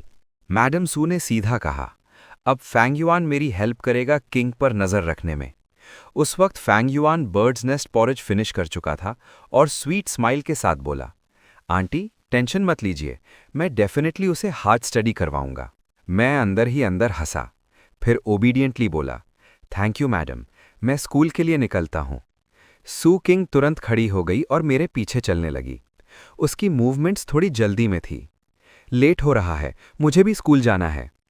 फैंग युआन भी खड़ा हुआ फॉलो करने के लिए, लेकिन जैसे ही उठा उसने पेट पकड़ लिया। उसका फेस तुरंत सफ़ेद पड़ गया। किंगशू, मेरा स्टमक बहुत दर्द कर रहा है। सू किंग घबरा गई। चिंता मत करो, मैं तुम्हें अभी हॉस्पिटल ले जाती हूँ। ड्राइवर, जल्दी हॉस्पिटल चलो। ड्राइवर रियर व्यू मिरर से देख रहा था। फैंग युआन की कंडीशन खराब लग रही थी। वो बोला, मिस्टर फैंग, क्या आपने कुछ गलत खा लिया? ये सुनते ही फैंग युआन पैनिक में बोला, नहीं नहीं, मैंने आज सिर्फ बर्ड्स नेस्ट पॉरेज ही खाया है। ये बोलकर उसने शॉक से सू किंग को देखा। सू किंग का चेहरा डार्क हो गया, क्योंकि उसे अचानक पिछली लाइफ की एक बात याद आ गई। एक बार वो मुझे सू रेजिडेंस लाई थी डिनर के लिए। उसके बाद मुझे भी ऐसे ही सिवियर स्टमक पेन हुआ था। टेस्ट्स हुए थे और 3 दिन बाद पता चला था कि मैंने बर्थ कंट्रोल पिल्स का ओवरडोज लिया था। उस बात पर सू किंग ने मुझसे ह्यूज फाइट की थी। उसे लगा था मैंने खुद पिल्स ली हैं। तब मुझे मैडम सू पर डाउट था, लेकिन सू किंग ने मेरी बात नहीं मानी। अब इस वक्त फैंग युआन के सिम्टम्स बिल्कुल मेरे जैसे थे। फैंग युआन वीक वॉइस में बोला, किंग, क्या बर्ड्स नेस्ट पॉरेज में कुछ प्रॉब्लम थी? सू किंग अचानक चिल्लाई, कार रोको, ड्राइवर, तुम फैंग युआन को हॉस्पिटल ले जाओ, मैं बाद में आती हूं। वो तुरंत कार से उतरकर ओल्ड सू रेजिडेंस की तरफ दौड़ी। उधर मैडम सू सर्वेंट्स को डिशेस क्लियर करने बोल रही थी। सू किंग ने कोल्ड फेस से सर्वेंट को देखा, रुको, फैंग युआन जिस बोल में खाया था वो बोल यहीं रहने दो। मैडम सू सरप्राइज हो गईं। सू किंग का फेस टेरिफाइंगली ग्रिम था। मदर, सच बताओ, फैंग युआन के पॉरेज में बर्थ कंट्रोल पिल्स डाले थे? मैडम सू ने ठंडी आवाज में कहा, किंग, तुम सच में प्यार में अंधी हो चुकी हो। उसका स्टमक दर्द हुआ और तुम मुझ पर पॉइजन का इल्जाम लगा रही हो। मैं तुम्हारी बायोलॉजिकल मदर हूं, तुम मुझ पर शक कैसे कर सकती हो? बिल्कुल पिछली लाइफ की तरह तब भी मैडम सू ने ऐसे ही वर्ड्स यूज किए थे और उस वक्त सू किंग ने उनका साइड लिया था। लेकिन आज रिग्रेट और गिल्ट ने उसकी रीज़न ही तोड़ दी। हम 5 साल साथ थे, फिर भी कभी चाइल्ड नहीं हुआ। मैडम सू ने तब बोला था वो मेरे बैकग्राउंड से प्रॉब्लम नहीं करती, मुझे घर जवाई तक मान लेंगी, बस कंडीशन ये थी कि हमारा अपना चाइल्ड होना चाहिए। सू किंग का चेस्ट गुस्से से ऊपर नीचे हो रहा था। तुम मेरी माँ हो, कैसे इतना सब कर सकती हो? आज तुमने बोला तुम मुझे और फैंग युआन को एक्सेप्ट करती हो, कल शादी भी एक्सेप्ट करोगी, बस कंडीशन ये है कि हमारा अपना चाइल्ड हो, राइट? मैडम सू शॉक हो गईं। सू किंग को उसकी असली प्लान कैसे पता चली? सू किंग ने उसका फेस देखा और डिस्पेयर में चिल्लाई, क्या तुम इंसान भी हो? मदर, इतनी क्रूअल कैसे हो सकती हो? मुझे सू फैमिली का ड्रामा पहले से समझ आ गया था, लेकिन इस लाइफ में मुझे कोई इंटरेस्ट नहीं था।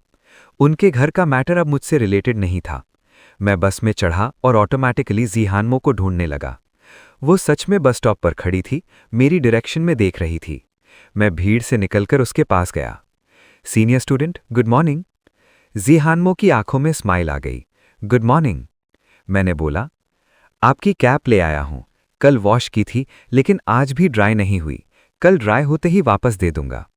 जीहानमो ने मुस्कुरा कर कहा, ओके। फिर उसने अचानक पूछा, लिनफांग, आज आफ्टरनून क्लास है? मैंने सर हिला दिया, नहीं, लेकिन मुझे आफ्टरनून में पार्ट टाइम काम पे जाना है। वो बोली, कहाँ काम करते हो? मैंने जवाब दिया, एक रेस्टोरेंट है, नाम है रंजियन यान हुआ, मॉर्टल्स पीस एंड फायर। मैंने पूछा, शायद आपने उस रेस्टोरेंट का नाम सुना होगा, राइट? जीहानमो 1 सेकंड के लिए रुक गई। उसने सिर्फ सुना ही नहीं था, उससे ज्यादा जानती थी। वो रेस्टोरेंट उसकी मदर का था। जब हम बस से उतरे, जीहानमो ने एक और सवाल पूछा, अब से हर इवनिंग तुम रेंजियान यनहुआ में पार्ट टाइम करते हो? मैंने सर हिला दिया, हाँ, वहां 7 से 9 बजे तक शिफ्ट होती है। जीहानमो ने बस सर हिलाया और कुछ नहीं बोला। फिर हम दोनों अलग हो गए और अपने स्कूल चले गए। आज सू किंग स्कूल आई ही नहीं, और ऑनेस्टली मुझे लग रहा था अगले कुछ दिन भी नहीं आएगी। फांग युआन को कम से कम 3 दिन हॉस्पिटल में रहना था। उसके बाद शायद वो अपनी मदर के साथ अब्रॉड चला जाता। पिछली लाइफ वाली सू किंग फांग युआन से नाराज रही थी क्योंकि वो बिना बाय बोले चला गया था। सालों तक उस बात को याद रखा। अब इस बार वो उसे प्रॉपरली गुड बाय कह सकती थी। स्कूल खत्म होने के बाद भी योंग जियान गॉसिप मोड में था। भाई सुन, गॉसिप ग्रुप में कंफर्म हो गया है, टेक्निकल स्कूल वाला फांग युआन और सू किंग रिलेशनशिप में है। किसी ने सू फैमिली फंडेड हॉस्पिटल में देखा है। फिर वो मेरे कान के पास आके धीरे बोला, लोग बोल रहे हैं फांग युआन को बर्थ कंट्रोल पिल से एलर्जिक रिएक्शन हुआ है, आईवी ड्रिप लग रहा है हॉस्पिटल में। योंग जियान खुद हंस भी रहा था और शॉक भी था। ये रिच किड सच में ओवर कर देते हैं। मैं जेन्युइनली सरप्राइज हो गया। तुम्हारे गॉसिप ग्रुप को ये सब कैसे पता चला? बर्थ कंट्रोल पिल्स तक पता चल गया? सू फैमिली का हॉस्पिटल सीक्रेट्स नहीं रखता क्या? योंग जियान बोला, लिनफैंग, तुम नहीं जानते, हॉस्पिटल सू फैमिली का है, लेकिन और भी शेयर होल्डर्स हैं। ऊपर से बहुत लोग मिस सू को पसंद करते हैं। वो फांग युआन से जेलस हैं और उसकी इन्फो निकालना चाहते हैं। जितने ज्यादा लोग उतनी ज्यादा डिगिंग। मैं चुप हो गया। मुझे पिछली लाइफ याद आ गई। जब मैं हॉस्पिटल में था, मेरे बारे में भी रूमर्स फैल गए थे। ड्राइवर का बेटा गोल्ड डिगर है, मिस सू को सिड्यूस करके ऊपर चढ़ना चाहता है। बाद में तो और पागल रूमर्स आए। मेरे एंट्रेंस एग्जाम स्कोर्स फेक हैं, मैंने किसी और की आइडेंटिटी चुराकर एडमिशन लिया। मैंने अंदर ही अंदर सर हिला दिया। फिर योंग जियान से बोला, इन सब में मत पड़, बस सुन और साइड रह। सू फैमिली के बारे में कैजुअली गॉसिप करना सेफ नहीं है। योंग जियान ने फोन देखते हुए सर हिलाया, डोंट वरी, मुझे लिमिट्स पता है। सू किंग स्कूल नहीं आई, घर भी नहीं आई। मुझे 2 और पीसफुल दिन मिल गए, लेकिन ज्यादा देर पीस टिकती कहाँ है। जल्द ही मेरी फिर सू किंग से मुलाकात हो गई, इस बार मेरे पार्ट टाइम वर्क प्लेस पर। मैं रेंजियान यनहुआ रेस्टोरेंट में ब्लैक सर्वर यूनिफॉर्म पहने हुआ था, एप्रिन लगाया हुआ था। मैं प्लेट्स और कटलरी सेट कर रहा था। तभी सू किंग अंदर आई। उसके साथ लियू यान और वोंगशिन भी थे। वो प्राइवेट रूम की तरफ जा रहे थे। रास्ते में सू किंग ने आसपास देखा और मुझे प्लेट ले जाते हुए देख लिया। लियू यान सरप्राइज होकर बोली, किंग, लिनफांग यहाँ पार्ट टाइम करता है, क्या वो इतने पैसे के लिए डेस्परेट है? वोंगशिन ने तुरंत उसे एल्बो मारा, इतना मत बोलो, चलो जल्दी। लियू यान ने सू किंग की तरफ देखा। उसे समझ आ गया था सू किंग ऑलरेडी अपसेट है, इसलिए वो चुप हो गई। पिछले 2 दिन सू किंग की लाइफ स्मूथ नहीं रही थी। फांग युआन 2 दिन हॉस्पिटल में रहा। डॉक्टर ने बोला मेडिसिन से बॉडी को काफ़ी डैमेज हुआ है, अब उसे प्रॉपर रिकवरी चाहिए। शॉर्ट टर्म में वो फर्टिलिटी लूज करेगा। डॉक्टर का शॉर्ट टर्म मतलब 1 से 2 साल था, लेकिन सू किंग जानती थी पिछली लाइफ में मुझे रिकवर होने में 5 साल लगे थे। अगर फांग युआन के साथ भी ऐसा हुआ तो एक दिन उसे सच पता चल ही जाएगा, तब वो क्या एक्सप्लेन करेगी। आज फांग युआन हॉस्पिटल से डिस्चार्ज हुआ था। वो घर रेस्ट करने चला गया। सू किंग ने ये सच छुपा दिया था कि मैडम सू ने ही पॉइजन दिया था। उसे समझ नहीं आ रहा था फांग युआन को क्या बोले और वीक हो चुके फांग युआन का सामना कैसे करे। सबसे इम्पॉर्टेंट बात यह थी, सू किंग को अचानक मुझे देखने का मन हो रहा था। दूर से उसने मुझे देखा। मैं प्लेट लेकर कस्टमर्स को सॉफ्टली और हम्बल तरीके से डिशेस एक्सप्लेन कर रहा था। ये देखते ही सू किंग के अंदर से गुस्सा उठ गया। उसका चेहरा डार्क हो गया। उसने ल्यू यान और वोंग सिंह को इग्नोर किया और सीधा मेरी तरफ चल पड़ी। आज मेरी ड्यूटी पर एक बहुत डिफिकल्ट मिडल एज्ड कस्टमर मिली थी। वो प्रॉपरली ऑर्डर ही नहीं कर रही थी, बस बार बार सवाल पूछ रही थी। तुम नए हो ना? मैंने तुम्हें पहले नहीं देखा। नियर बाय यूनिवर्सिटी के स्टूडेंट हो? मैं स्माइल करके बोला, हाँ मैडम, आप क्या ऑर्डर करेंगी? वो मुस्कुराकर बोली, इतनी छोटी एज में रेस्टोरेंट में पार्ट टाइम? पैसे की कमी है क्या? स्टूडेंट लोन बहुत होगा ना, खुद भर भी पाओगे? मेरी स्माइल टूटने वाली थी। मैं खुद को कंट्रोल करके बोला, मैडम ये सब आपका कंसर्न नहीं है, आप मेन्यू देख लीजिए, मैं थोड़ी देर में ऑर्डर लेने आता हूँ। मैं मुड़कर जाने लगा, तभी वो औरत चिल्लाई, अरे वाह, मैंने बोला मैं ऑर्डर नहीं कर रही, ये कैसी सर्विस है? सच बोलूं तो 2 दिन से काम कर रहा था और पहली बार ऐसी कस्टमर मिली थी। मैं शिफ्ट मैनेजर को बुलाने जा रहा था, तभी मैंने देखा सू किंग कोल्ड फेस के साथ आ रही है। उसने बिना कुछ बोले उस औरत की टेबल को जोर से किक मार दी। पूरा वुडन डाइनिंग टेबल उलट गया। मैं 2 कदम पीछे हट गया, शॉक में सू किंग को देखने लगा। ये क्या कर रही हो? मैं तुरंत उसे बाहर पुश करने गया, लेकिन सू किंग ने मुझे साइड कर दिया। वो मिडल एज्ड वुमन को घूर कर बोली, खाना है तो ठीक से खाओ, नहीं तो निकल जाओ। वो औरत तुरंत खड़ी हो गई और उंगली दिखाकर बोली, तुम होती कौन हो? मेरी टेबल को लात मारी? पता है मैं कौन हूं? उसके साथ 2 और फ्रेंड्स भी थे। तीनों अग्रेसिव होकर सू किंग के पास आ गए। सू किंग पिछले कुछ दिन से ऑलरेडी फ्रस्ट्रेशन में थी। इस बार वो बिल्कुल नहीं रुकी। उसने सीधा एक स्ट्रॉन्ग पंच उस औरत के फेस पर दे मारा। मैं शॉक से जम गया। अगला सेकंड फुल फाइट स्टार्ट हो गई। ल्यू यान ने देखा तो गुस्से में गाली दी और बिना सोचे हेल्प करने दौड़ पड़ी। वोंग सिंह भी पीछे गया। सीन और क्योटिक हो गया। मैं तुरंत शिफ्ट मैनेजर को कॉल किया। वो 4-5 सिक्योरिटी गार्ड्स के साथ भागता हुआ आया। काफ़ी स्ट्रगल के बाद सबको अलग किया गया।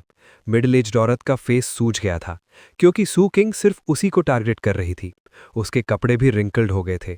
वो गुस्से में चिल्लाई, पुलिस बुलाओ, मैं पुलिस बुलाऊंगी। रेस्टोरेंट में बड़ा हंगामा हो गया। सब कस्टमर्स मुड़कर देखने लगे। विस्परिंग और गॉसिप स्टार्ट हो गया। न्यूज़ सुन के रेस्टोरेंट मैनेजर भी ऑफिस से भाग कर आया। वो ऑलरेडी टेंशन में था। जैसे ही उसने भीड़ में सू किंग को देखा, उसका दिल डूब गया। वो तुरंत उसके पास गया और शॉक में बोला, मिस सू, आप आज यहाँ? आपने पहले बताया भी नहीं। उसकी आवाज़ में फियर था, क्योंकि सू फैमिली की यंग लेडी के लिए यहाँ रिजर्व्ड वीआईपी प्राइवेट रूम होता था। हाई लेवल मेंबर होने की वजह से मैनेजर उस पर स्पेशल अटेंशन देता था। वो बिल्कुल नहीं चाहता था कि इतनी इंपॉर्टेंट गेस्ट ऑफेंड हो जाए। लेकिन जब उसकी नज़र प्रॉपरली सू किंग पर पड़ी, उसका फेस सफ़ेद पड़ गया। कोल्ड स्वेट निकलने लगा। सू किंग के लिप्स ब्रूज्ड हुए थे। हेयर मेसी था। क्लोथ्स भी डिसेबल्ड थे। क्लियरली वो अभी फियर्स फाइट से निकली थी। मैनेजर के होश उड़ गए। सू फैमिली की यंग लेडी को किसने हाथ लगाया? उसका हार्ट फास्ट बीट करने लगा। वो हकलाते हुए बोला, ये क्या हुआ? उसकी आवाज़ पैनिक से भरी थी। वो जानता था मैडम सू अपनी प्रेशियस डॉटर पर जान देती हैं। अगर उन्हें पता चला उनकी प्रेशियस डॉटर यहाँ फाइट करके इंजर्ड हुई है, तो कॉन्सिक्वेंसेस डेंजरस होंगे। मैडम सू खुद यहाँ स्टॉर्म करके आ सकती थी और सबकी वाट लगा देती। मिडिल एज्ड औरत अभी भी चिल्ला रही थी, तुम इस रेस्टोरेंट के मैनेजर हो? बहुत अच्छा हुआ तुम आ गए। मैं यहाँ पीसफुली खाना खा रही थी। तुम्हारे स्टाफ ने मुझे इग्नोर किया। ऊपर से उसकी फ्रेंड ने मुझ पर अटैक कर दिया। मैं पुलिस बुलाऊंगी। मैं तुम सब पर केस करूंगी। रेस्टोरेंट मैनेजर ने फ्राउन करके मेरी तरफ देखा। मैं एक्सप्लेन करने ही वाला था, तभी सू किंग मेरे सामने आ गई। वो ग्रिम फेस के साथ औरत को घूर कर बोली, स्टाफ का इसमें क्या फॉल्ट है? मैंने तुम्हें मारा क्योंकि तुम देखने में इरिटेटिंग हो। केस करना है? जाकर ट्राई करो। लियू यान ने फ्राउन किया और तुरंत फोन निकाला। ओके ठीक है, मैं अभी लॉयर को कॉल करती हूँ। हमें भूख लगी है, पहले हम खाना खाएंगे। रेस्टोरेंट मैनेजर समझ गया ये यंग लेडीज सिंपल लोग नहीं हैं। उसने तुरंत डिसीजन लिया। सिक्योरिटी गार्ड्स को बोला उन 3 औरतों को बैक ऑफिस ले जाओ। फिर वो मेरी तरफ मुड़कर स्टर्न टोन में बोला, इधर आओ, ध्यान से सुनो। मिस सू को एक्सेप्शनल सर्विस मिले, बिल्कुल कोई मिस्टेक नहीं होनी चाहिए। मैंने तुरंत सर हिला दिया, जी मैनेजर। ये देखकर उसने रिलीफ की सांस ली और जल्दी से ऑफिस की तरफ चला गया। उसे पता था ये मैटर बढ़ना नहीं चाहिए। अगर सीन बड़ा हो गया तो रेस्टोरेंट की रेपुटेशन डाउन हो जाएगी और खुद उसके लिए भी ट्रबल होगा। सबसे बड़ी बात, सू फैमिली को ऑफेंड करना डेंजरस था। इसलिए बेस्ट प्लान ये था, पहले असॉल्टेड कस्टमर्स को हैंडल करो, कॉम्पनसेशन डिस्कस करो, जल्दी से मैटर क्लोज करो, थोड़ा एक्स्ट्रा पैसा देना पड़े तो भी चलेगा। सू फैमिली से पंगा लेने से बेटर है। रेंजियान रेस्टोरेंट मेंबरशिप सिस्टम पर चलता था। यहाँ प्राइवेसी हाई लेवल थी। टाइकून, सेलिब्रिटीज, रिच लोग यहीं डाइन और मीटिंग्स करते थे। प्राइवेट रूम्स का रेंट ही 5 फिगर्स पर डे था। बिजनेस डील्स और नेटवर्किंग के लिए लोग यहाँ आते थे। अगर न्यूज़ फैल गई कि मेंबर्स को रेस्टोरेंट के अंदर मारा गया तो रेपुटेशन को ह्यूज डैमेज होता। शिफ्ट मैनेजर धीरे से मैनेजर वोंग से बोला, उस नए इंटर्न का क्या करें? मैनेजर वोंग ऑलरेडी इरिटेटेड था। कस्टमर इशू था, लेकिन न्यू इंटर्न के फर्स्ट डेज में ही हंगामा हुआ। उसने गुस्से से बोला, ठीक है, उसकी वेजेस दे दो, बोल दो वापस आने की जरूरत नहीं। शिफ्ट मैनेजर ने सर हिला दिया, जी मैनेजर। वो मुझे ढूंढने गया, लेकिन मैं मिला ही नहीं। दूसरों से पूछा तो पता चला मैं सू किंग को जानता हूं। तब तक मुझे सू किंग के प्राइवेट रूम में बुला लिया गया था। शिफ्ट मैनेजर डोर के डोर तक गया। डोर बंद था। अंदर से सू किंग की आवाज आ रही थी, तो क्या हुआ अगर मैंने उसे मारा? लिमफांग, तुम मुझे ब्लेम कर रहे हो? मैं तुम्हारी हेल्प कर रही थी। क्या तुम चाहते थे वो औरत तुम्हारा स्टूडेंट लोन पे करे? तो तुम ऐसे टाइप के हो? मैं उसे स्पीचलेस होकर देख रहा था। फिर कामली बोला, मिस सू, मैं आपको ब्लेम नहीं कर रहा, बस आज का सीन बहुत बड़ा हो गया। घर जाकर मैडम पूछ सकती हैं। जैसे ही मैडम, मेरी बात कंप्लीट होने से पहले सू किंग ने टेबल पर जोर से हाथ मारा। धड़ाम। लियू यान तुरंत बोली, किंग काम डाउन। सू किंग ठंडी हंसी। वो मुझे घूर कर बोली, लिमफांग, तुम हमेशा मेरी मदर की ही सुनते हो, वो जो बोले वही करते हो। मेरा इतना ओबीडियंट और कंप्लायंट होना उसे और गुस्सा दिला रहा था। वो अंदर ही अंदर सोच रही थी, काश वो पहले रीबॉर्न होती, तो उसे पता होता पिछली लाइफ में मैडम सू ने मुझे बर्थ कंट्रोल पिल्स का ओवरडोज दिया था। मैं हॉस्पिटल गया था, बॉडी डैमेज हुई थी, फर्टिलिटी तक चली गई थी। अगर उसे तब पता होता तो शायद वो मैडम सू की बात नहीं सुनती। मैंने कामली बोला, मैडम की बात मानने का मैटर नहीं है, मैं बस बहुत टायर्ड हूं, इसलिए चाहता हूं मैडम मुझे इन्वॉल्व ना करें। मिस सू, मुझे आपने क्या किया क्या नहीं किया कुछ जानना नहीं। अगर आप मुझसे दूर रहोगी तो मेरे लिए वही बेस्ट है। सू किंग मुझे घूरती रही, उसकी आंखें लाल सी हो गई थीं। वो धीरे से बोली, ये सब गुस्से में बोल रहे हो, मुझे बिलीव नहीं करती। उसके मन में पिछली लाइफ चल रही थी। वो मुझे कंट्रोल करती थी, लेट नाइट जागने नहीं देती थीं, अल्कोहल पीने नहीं देती थीं, मैडम सू से टकराने नहीं देती थीं, मेरी केयर करती थीं। जब मैं हॉस्पिटल में था वो दिन रात मेरे पास रही थीं। उसके हिसाब से उसके दिल में मेरे लिए जगह थी। सू किंग कुर्सी पर बैठी मुझे घूरती रही। उसकी आवाज़ हैवी थी। मैं उसकी इतनी केयर करती थी। फिर सीधा पूछा, लिनफेंग, क्या तुम जानबूझकर ये सब बोल रहे हो, मुझे प्रोवोक करने के लिए? मैंने बिल्कुल ठंडे टोन में जवाब दिया, जो आपको समझना है समझिए मिस्सू, मैं अभी ड्यूटी पर हूं, प्लीज़ एक्सक्यूज़ मी, मुझे काम पर वापस जाना है। ये बोलकर मैंने डोर खोला और बाहर आ गया। हॉलवे में शिफ्ट मैनेजर खड़ा था। उसका एक्सप्रेशन ऑकवर्ड था। लिनफेंग, तुम मिस सू को जानते हो? मैंने हल्का सा शर्माते हुए सर हिला दिया। वो मेरी क्लासमेट है। शिफ्ट मैनेजर को क्लियरली लगा मैटर सिर्फ क्लासमेट वाला नहीं है, लेकिन उसने और कुछ नहीं पूछा। वो थोड़ा परेशान होकर बोला, लिनफेंग, आज जो हुआ उससे रेस्टोरेंट में काफ़ी डिस्टर्बेंस हुआ है, रेपुटेशन पर भी इफेक्ट पड़ा है। बॉस को अभी पता नहीं चला, लेकिन बाद में हमें जवाब देना पड़ेगा। तुम इंटर्न हो, ये सब तुम्हारी रिस्पॉन्सिबिलिटी नहीं है, लेकिन शायद तुम यहाँ आगे काम नहीं कर पाओगे। उसने पोलाइटली बोला, लेकिन मैं समझ गया। 2 दिन से कम टाइम में ही मुझे जॉब से निकाल दिया गया था। अनएक्सपेक्टेड था, लेकिन अनरीजनेबल भी नहीं था। मेरी लाइफ का पहला पार्ट टाइम जॉब था। मैंने कभी सोचा नहीं था रिजल्ट ऐसा होगा। एक सेकंड के लिए मुझे लगा मैं फेलियर हूं, लेकिन मैंने खुद को संभाला।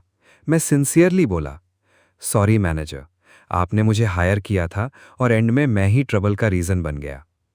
शिफ्ट मैनेजर में तुरंत हाथ हिला दिया, नहीं नहीं सॉरी मत बोलो, सबको पता है तुम्हारी गलती नहीं थी, पर और कोई ऑप्शन भी नहीं है। हमारे मेंबर्स सब इन्फ्लुएंशियल लोग हैं, सर्विस इंडस्ट्री में काम करते हैं तो बहुत कुछ सहना पड़ता है। कुछ जगह तो ग्रीवेंस अवार्ड्स तक होते हैं एम्प्लॉयज़ के लिए। सोचो ऑर्डिनरी स्टाफ कितना प्रेशर झेलता है। उधर प्राइवेट रूम में एटमॉस्फेयर और हैवी हो गया था। डिम लाइट भी जैसे टेंशन से डार्क लग रही थी। सू किंग का चेहरा बर्फ जैसा कोल्ड था, जैसे कभी भी टूट जाएगा। अभी अभी वो फाइट करके आई थी। उसने थंब इतना टाइट बंद किया था कि स्किन फट गई थी। फ्रेश ब्लड धीरे धीरे निकल रहा था। माउथ के कॉर्नर पर ब्रूज था। पंच लगने का मार्क हल्का स्वेल हो गया था। रेस्टोरेंट स्टाफ आइस लेके आए और पोलाइटली दिए। मिस्सू, स्वेलिंग कम हो जाएगी। लियू यान और वोंगसिन साइड में खड़ी थी। उनके हाथ और नेक पर स्क्रैचेस थे। फाइट के मार्क्स थे, लेकिन कंडीशन सू किंग से बेटर थी। उनके फेसेस सेफ थे।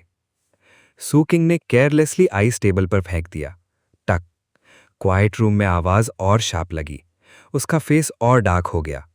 वो ठंडी आवाज में बोली। उसने क्लियरली देखा मैं उसके लिए लड़ी। इतना हर्ट हो गई, फिर भी उसने एक दवा तक ऑफर नहीं की। उसकी आवाज में डिसअपॉइंटमेंट और जिद दोनों थी। ये आइस भी किसी और स्टाफ ने लाया।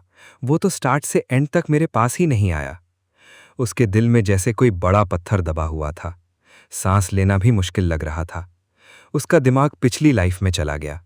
तब मैं उससे कितना चिपका रहता था। एक बार वो हर्ट हुई थी, मैं इतना टेंशन में था कि मेरी आंखें लाल हो गई थी। मेरी आंखों में आंसू आ गए थे। मैं खुद भागकर मेडिसिन लेने गया था। वापस आकर बहुत जेंटली उस पर लगाया था। ध्यान रखा था उसे थोड़ा भी दर्द न हो। जब मैडम सू उसे डांटती थी, मैं डोर के पास चुपचाप वेट करता था। वो बाहर आती तो मैं उसे कंफर्ट करता था। तब मैं पार्ट टाइम जॉब भी नहीं करता था। लाइफ सिंपल थी। मेरी आंखों में सिर्फ वो थी, मेरे दिल में भी सिर्फ वो थी। अचानक सू किंग का दिल कांप गया। बहुत कुछ बदल चुका था। सब कुछ पिछली लाइफ से अलग था। उसके दिमाग में एक थॉट आया, क्या लिनफैंग भी मेरी तरह रीबॉर्न हुआ है? लेकिन अगले ही सेकंड उसने खुद को मना कर दिया, नहीं, ये इम्पॉसिबल है। सू किंग के दिमाग में अचानक एक थॉट आया, अगर मैं सच में रीबॉर्न हुई हूं, अगर मेरे दिल में मैडम सू के लिए इतनी नफरत है, तो मैं कभी सू फैमिली के घर में रहना नहीं चाहती और बिल्कुल भी मैडम सू की बात नहीं मानता। तभी लियू यान ने उसे देखा और हल्की फ्राउन के साथ धीरे बोला, किंगे, आज तुम थोड़ी ज्यादा इंपल्सिव थी। तुम्हें पता है ये रेस्टोरेंट जा फैमिली का है। अगर तुमने यहाँ ट्रबल क्रिएट किया और बात तुम्हारे फादर तक पहुंच गई तो बड़ा प्रॉब्लम होगा। उसकी आवाज में कंसर्न भी था और हल्का सा रिप्रोच भी। सू किंग का एक्सप्रेशन तुरंत फ्रीज हो गया। उसकी आंखों में शॉक आया। वो तुरंत पूछ बैठी, ये रेस्टोरेंट जा फैमिली का है? उसके दिमाग में इंस्टेंटली जी हानमो का फेस आ गया। कौन सा जा फैमिली? क्या वही जी हानमो वाला जी फैमिली? लियू यान ने सिर हिलाया। जा फैमिली जनरेशन से रेस्टोरेंट बिजनेस में है। हाइथीन में जितनी केटरिंग कंपनीज हैं, मुझे लगभग सब पता है। वो झुककर धीरे से बोली, उनका मेन बिजनेस आर्टिफिशियल इंटेलिजेंस और न्यू एनर्जी में है। इन फील्ड्स में वो काफ़ी फेमस हैं, लेकिन कुछ साल पहले सडनली फूड इंडस्ट्री में भी आए। कहते हैं फैमिली की यंगेस्ट डॉटर को ये रेस्टोरेंट पसंद था, इसलिए इन्वेस्टमेंट किया। सू किंग के दिमाग में फिर जी हानमो का नाम घूमा। जी हानमो का सरनेम भी जी था, लेकिन दुनिया में कोइंसिडेंसेस भी होते हैं। वोंगसिन ने साइड से फ्राउन करके बोला, नहीं यार, पॉसिबल नहीं लगता। जी फैमिली इतना बड़ा बिजनेस एम्पायर है, इतने सारे सेक्टर्स में काम करता है। ऐसे फैमिली के बच्चे एग्रीकल्चर पढ़ेंगे? वो जी हानमो फार्मिंग पढ़ रही है ना, गैप बहुत ज़्यादा है। उसके हिसाब से रिच फैमिली के किड्स फैमिली के कोर बिजनेस में जाते हैं। एग्रीकल्चर पढ़ना उससे अनबिलीवेबल लग रहा था। लियू यान ने चिन रब की और सोचकर बोली, श्योर नहीं हूं, हमारे फैमिलीज का जी फैमिली से कभी डीलिंग नहीं हुआ। वो हाइथीन के नेटिव भी नहीं है, वो बकान से हैं और उनका मेन इन्फ्लुएंस वही है। एज नेटिव्स ऑफ हाइथीन, सू किंग और उसकी फ्रेंड्स का जी फैमिली के डिसेंडेंट से कभी रियल कांटेक्ट हुआ ही नहीं था। दिल से सबको लग रहा था शायद वो सेम जी फैमिली नहीं है।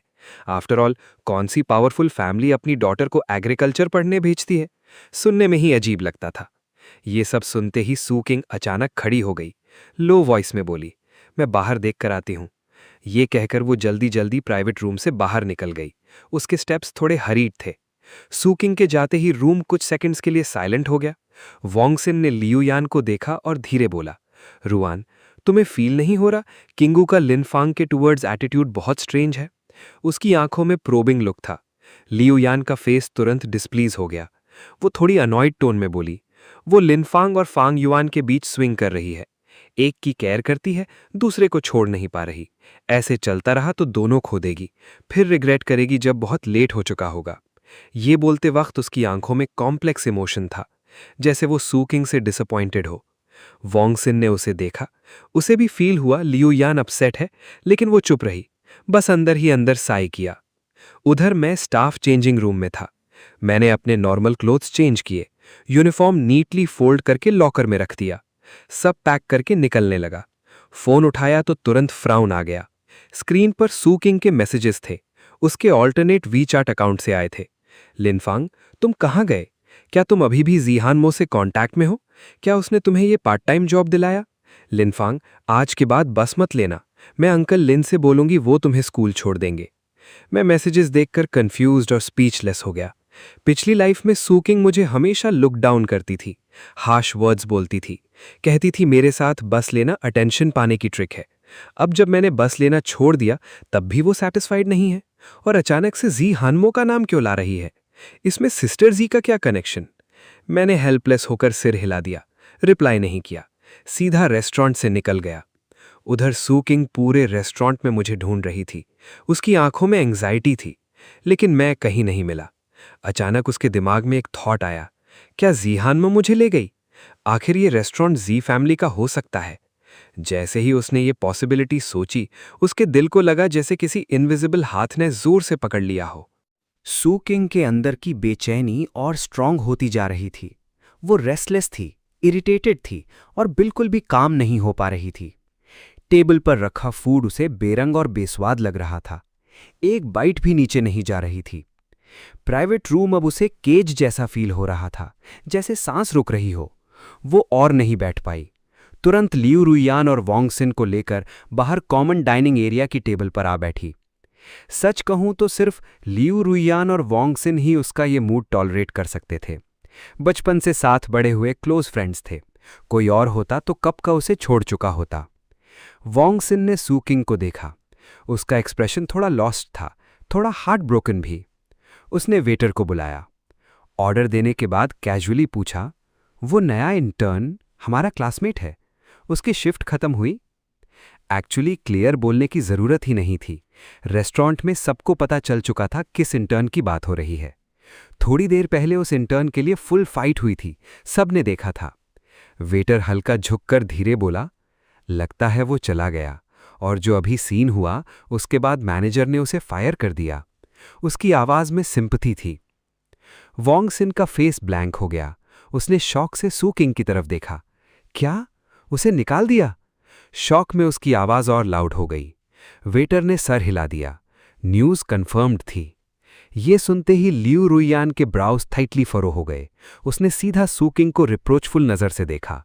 सू किंग, इस बार तुमने सच में लिमिट क्रॉस कर दी। उसे क्लियरली पता था आज मेरा फर्स्ट डे था। मैं इस पार्ट टाइम जॉब से खुद को ट्रेन करना चाहता था, खुद को सपोर्ट भी। और अब सू किंग के इंपल्सिव एक्शंस की वजह से जॉब चली गई। मुझे कितना बुरा लगा होगा वो समझ रही थी। सू किंग का एक्सप्रेशन तुरंत चेंज हुआ। दिल में गिल्ट उठा, लेकिन उसने तुरंत स्ट्रांग फेस बनाया और बोली, तो क्या हुआ अगर फायर हो गया?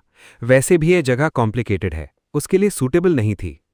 वर्ड स्ट्रांग थे, लेकिन आंखों में अनीज था। वो खुद ओवरथिंक करने लगी। उसने अचानक पार्ट टाइम जॉब क्यों स्टार्ट की? क्या सू फैमिली उसके फादर को कम पे करती है? क्या लिनफैंग के पास पॉकेट मनी नहीं थी, इसलिए काम करना पड़ा? बहादुरी से बोलने के बाद भी वो अंदर से काम नहीं हो पाई। चेयर पर ऐसे बैठी थी जैसे कांटों पर हो। कुछ ही पल बाद फिर उठ खड़ी हुई, सीधा रेस्टोरेंट एंट्रेंस की तरफ चल पड़ी। वो मुझे ढूंढने बाहर जाना चाहती थी। जैसे ही डोर तक पहुंची, लियू रुइयान जल्दी से आगे आई और रास्ता रोक दिया। उसने स्टर्न एक्सप्रेशन के साथ कहा, सू किंग, मेरी एडवाइस है, लिनफैंग पर ढूंढने मत जाओ। फैंग युआन अभी हॉस्पिटल से निकला है, तुम्हें उसके पास जाना चाहिए। लियू रुइयान के हिसाब से सूकिंग इस वक्त दोनों के बीच फंसी हुई थी। न लिनफैंग पे छोड़ पा रही थी, न फैंग युआन को, और इस बिहेवियर से दोनों हर्ट हो रहे थे। खुद भी मैस में गिर रही थी। ये सुनते ही सूकिंग का फेस डार्क हो गया। वो सलन टोन में बोली, अब तुम भी मुझे रोकोगी? मुझे उससे मिलने क्यों नहीं दे रही? फिर उसने आंखें तीखी करके कहा, लियू रुइयान, कहीं तुम्हें भी लिनफैंग पसंद तो नहीं?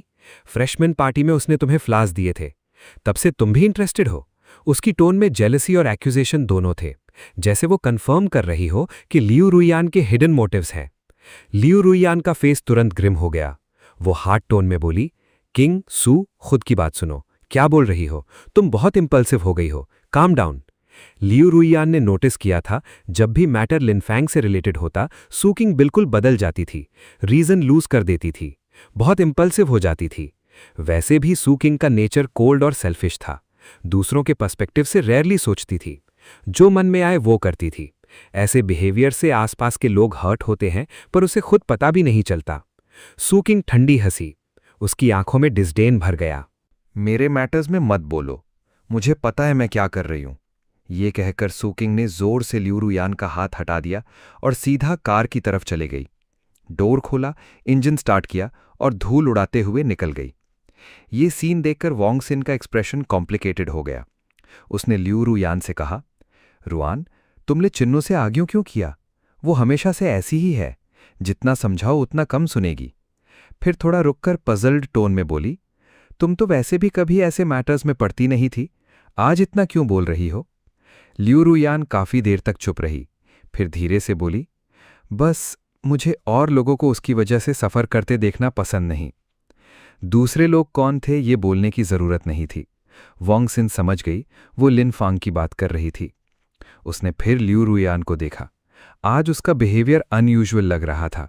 जो लड़की हमेशा साइड में रहती थी, आउटसाइडर की तरह, आज वो सबसे ज्यादा इन्वॉल्व थी। उधर मैं रेस्टोरेंट से निकलने के बाद फ्रस्ट्रेशन से भरा हुआ था। सीधा बस स्टॉप की तरफ चल दिया। बस स्टॉप पर खड़े होकर मैंने हल्का सा सर ऊपर किया। नजरें दूर खो गई थी। स्ट्रीट लाइट्स एक एक करके जलने लगे। उनका पीला लाइट मेरे थके हुए फेस पर गिर रहा था और ज्यादा अकेला महसूस हो रहा था। तभी एक रेड सिडान हवा की तरह आई, बस स्टॉप के पास ब्रेक मार के रुक गई। डोर खुला, सूकिंग जल्दी से बाहर आई। उसके लिप्स पर अभी भी फाइट का ब्रूज था, लेकिन रेस्टोरेंट वाला इंटेंस गुस्सा अब कम था। उसके फेस पर इम्पेशंस और कंफ्यूजन मिक्स था। वो तेज कदम से मेरे पास आई, सांस थोड़ी हैवी थी। लो वॉइस में पूछा, मेरे मैसेजेस का रिप्लाई क्यों नहीं दिया? देखा नहीं या रिप्लाई नहीं करना चाहा? उसकी टोन में हल्का सा हिडन ग्रीवेंस था। मैंने धीरे से उसकी तरफ देखा। मेरी आंखों में कोई इमोशन नहीं था, जैसे मेरे सामने कोई अननोन स्ट्रेंजर खड़ा हो। मैं कामली बोला, मिस सू, आपको मुझसे और कुछ काम है? मेरी आवाज नॉर्मल थी, लेकिन उसके दिल में सीधा चुभ गई। इतनी कोल्ड रिस्पॉन्स सुन के सूकिंग के दिल में दर्द हुआ। वो मेरे इस बिहेवियर को सह नहीं पा रही थी। उसके ब्राउज टाइट हो गए, फेस पर गुस्सा और अनविलिंगनेस दोनों आए। वो बोली, लिनफांग, मैं तुम्हारे लिए फाइट की, तुम्हारे पास कहने को कुछ भी नहीं? उसकी आवाज थोड़ी लाउड हो गई, जैसे इस तरह मेरा अटेंशन खींचना चाहती हो। उसका ये सवाल सुन के मैं स्पीचलेस हो गया। मेरे अंदर इरिटेशन और बढ़ गया। मैंने हल्की सी लोअर लिप बाइट की। आंखों में डिस्गस्ट फ्लैश हुआ। हाँ, आज उसका मेरे लिए फाइट करना अनएक्सपेक्टेड था। मैं कुछ सेकंड्स चुप रहा, डीप ब्रेथ ली, खुद को काम किया। फिर उसकी आंखों में देखकर जेंटली बोला, मिस सू, प्लीज फ्यूचर में ऐसे काम मत करिएगा। मैं ग्रेटफुल नहीं होगा, मुझे सिर्फ ट्रबल लगता है। मैं सीधा उसकी आंखों में देख रहा था, जैसे बिना कुछ छुपाए सब कह रहा हूं। मैंने वही बोला जो वो सुनना नहीं चाहती थी। मुझे आपकी ये सब जरूरत नहीं। सच कहूं तो आज आप नहीं आती तो मैं ठीक था। रेस्टोरेंट में भी ये मैस नहीं होता। पता है आपके एक इंपल्सिव एक्शन से कितनी इनकन्वीनियंस हुई? मैनेजर अभी भी पीआर डिपार्टमेंट को हैंडल कर रहा होगा और मेरी जॉब चली गई। मेरी आवाज जेंटल थी, लेकिन हर वर्ड सुई की तरह चुभ रहा था। ये सुनते ही सूकिंग बिल्कुल फ्रीज हो गई। उसका एक्सप्रेशन गुस्से से बदलकर हेल्पलेस हंगर जैसा हो गया। उसने माउथ खोला, कुछ बोलना चाहती थी। मैंने आवाज रेज नहीं की। मैं काम था, लेकिन मेरी कामनेस के अंदर जो क्लियर डिस्गस्ट और इम्पेशंस था, वो उसे साफ महसूस हो रहा था। रीबर्थ के बाद इतने दिनों से वो अभी भी पिछली लाइफ में जी रही थी। वो करंट मुझे एक्सेप्ट ही नहीं कर पा रही थी, क्योंकि अब मैं उस पिछले लिनफांग से बिल्कुल अलग था। सू किंग के दिमाग में एक अजीब थॉट चल रहा था। क्या लिनफैंग मुझे हेट करता है? उसके लिए ये इम्पॉसिबल जैसा था। ये कैसे हो सकता है? मैं तो पिछली लाइफ में उसके लिए सब कुछ था। जब वो कुछ बोल ही नहीं पाई, मैंने जेंटली उसे साइड किया क्योंकि वो मेरा रास्ता ब्लॉक कर रही थी। फिर काम टोन में बोला, अगर और कुछ नहीं है तो मैं चलता हूं। ये कहकर मैं चलने लगा। मुझे जाते देखकर सू किंग जैसे होश में आई। उसने तुरंत हाथ बढ़ाया और मेरा आर्म टाइटली पकड़ लिया। उसकी ग्रिप इतनी स्ट्रांग थी कि रिस्ट दर्द करने लगा। वो मुझे घूर कर देख रही थी, आंखों में पैनिक था। उसने पूछा, तुम सडनली काम क्यों करने लगे? क्या तुम्हारे पास पैसे नहीं हैं? पिछली लाइफ में मैंने कभी पार्ट टाइम काम नहीं किया था। ये बात उसे बहुत कंफ्यूज कर रही थी। उसके खिंचने से मेरा बॉडी थोड़ा स्टिफ हो गया। मैं मुड़कर उसकी तरफ देखा, फिर एक ऐसा जवाब दिया जो उसने एक्सपेक्ट नहीं किया था। मैं सू फैमिली वापस नहीं जाना चाहता। मैं तुम्हें देखना नहीं चाहता। सू किंग का हाथ तुरंत ढीला पड़ गया। वो वहीं खड़ी रह गई। उसके फेस पर शॉक था, डिसअपॉइंटमेंट था, और पहली बार एक हेल्पलेसनेस थी जो उसने कभी फील नहीं की थी। मैंने अपना हाथ छुड़ाया। तभी बस धीरे से स्टॉप पर आई। मैंने बस नंबर तक नहीं देखा, सीधा जल्दी से बस में चढ़ गया। सू किंग, जो हमेशा एरोगेंट और सेल्फिश थी, इस बार वहीं जम गई। उसकी आंखों में हर्ट था। वो बस मेरा दूर जाता हुआ बैक देख रही थी। मुझे उसकी नज़र चेन की तरह फील हो रही थी, जैसे मुझे पकड़कर रोकना चाहती हो। लेकिन मैंने एक बार भी पीछे मुड़कर नहीं देखा। सच ये है, मैं नेचुरली सॉफ्ट हार्टेड हूं। जब मैं पहली बार सू फैमिली गया था, मैंने सू किंग को मदर से लड़ते देखा, घर से भागना, स्टॉर्म में बाहर निकल जाना। मैं इग्नोर नहीं कर पाया। मैं उसके पीछे गया, उसे कंफर्ट किया, ड्रिंक्स लाया, अम्ब्रेला दिया। लेकिन मेरी काइंडनेस का रिजल्ट काइंडनेस नहीं था। पैम्पर्ड यंग लेडी सू किंग ने दूसरों की केयर को नॉर्मल समझा, ग्रांटेड ले लिया। पिछली लाइफ में मैं सच में लव सिक फूल था, लेकिन अब जो मैं हूं, रीबर्थ के बाद, मैं दोबारा वही ट्रैप में कभी नहीं गिरूंगा। सिटी के दूसरे साइड में जीहान मो जल्दी जल्दी रंजियान यानहो रेस्टोरेंट के बैक एंट्रेंस की तरफ आ रही थी। गेट पर सिक्योरिटी गार्ड ने उसे देखकर रिस्पेक्टफुली सर हिलाया। क्लियरली वो उसे जानता था। वो रुकी भी नहीं, सीधा बैकडोर खोलकर अंदर चली गई। जब तक वो रेस्टोरेंट पहुंची, अंदर का केओस ऑलरेडी कंट्रोल हो चुका था। जो 3 असॉल्टेड कस्टमर्स थे, वो कॉम्पनसेशन लेने को रेडी नहीं थे। पुलिस करके सीन कर रहे थे। मैनेजर वोंग को लीगल डिपार्टमेंट और पीआर डिपार्टमेंट दोनों कांटेक्ट करना पड़ा। साथ ही सू फैमिली को भी इन्फॉर्म किया गया। सिंपल बात थी, मैटर सू किंग से रिलेटेड था। रेस्टोरेंट खुद हैंडल नहीं कर पा रहा था। कॉम्पनसेट करने को रेडी थे, कोऑपरेट भी कर रहे थे, लेकिन अनरीजनेबल डिमांड्स एक्सेप्ट नहीं कर सकते थे। जी हैनमो पहले अपने प्राइवेट रूम में गई, बैग रखा, फिर वो मेन लॉबी में आई। उसकी नज़र सारे सर्वर्स पर गई। सब यूनिफॉर्म में काम कर रहे थे, लेकिन मैं कहीं नजर नहीं आया। उसके ब्रोज हल्का सा फरो हुए। वो किचन तक चली गई, अंदर भी चेक किया। काफी स्टाफ जी हानमो को जानते थे। सबको लगा ओनर इंस्पेक्शन करने आई है। सब और भी ज्यादा सीरियसली काम करने लगे। तभी मैनेजर वोंग ऑफिस से निकला। उसने जी हानमो को देखा और शॉक हो गया। तुरंत दौड़कर आया और कॉशियस टोन में बोला, मिस जी, क्या आप हमें अकाउंटेबल होल्ड करने आई हैं? ये इंसिडेंट मेरी नेग्लिजेंस थी, पर मुझे पता नहीं था नया पार्ट टाइम एम्प्लॉय मिस सू का बॉयफ्रेंड है, वरना मैं उसे हायर करने की हिम्मत नहीं करता। जी हानमो रुक गई। धीरे से उसने मुड़कर उसे देखा। उसकी डार्क आंखें सीधा मैनेजर पर टिक गईं। मैनेजर वोंग 10 साल इंडस्ट्री में था, लेकिन पहली बार किसी यंग पर्सन की नज़र से उसके रोंगटे खड़े हो गए। उसे स्पाइन तक चिल फील हुई। वो नर्वस होकर जल्दी बोलने लगा, मैटर ऑलमोस्ट सॉल्व हो गया है, लीगल और पीआर टीम आ रही है। जी हानमो ने बीच में ही रोक दिया। जो मिस सू तुमने अभी बोला, क्या वो हिचे के सू फैमिली वाली सू किंग है? मैनेजर वोंग के दिमाग में क्लिक हुआ। ओह, मिस जी को अभी तक मैटर पता नहीं था।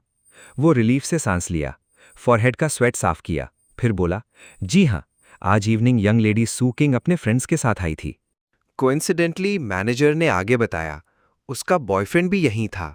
कस्टमर्स से आर्ग्यूमेंट हो गया, फिर मिस्सू गुस्से में आई और उन पर अटैक कर दिया।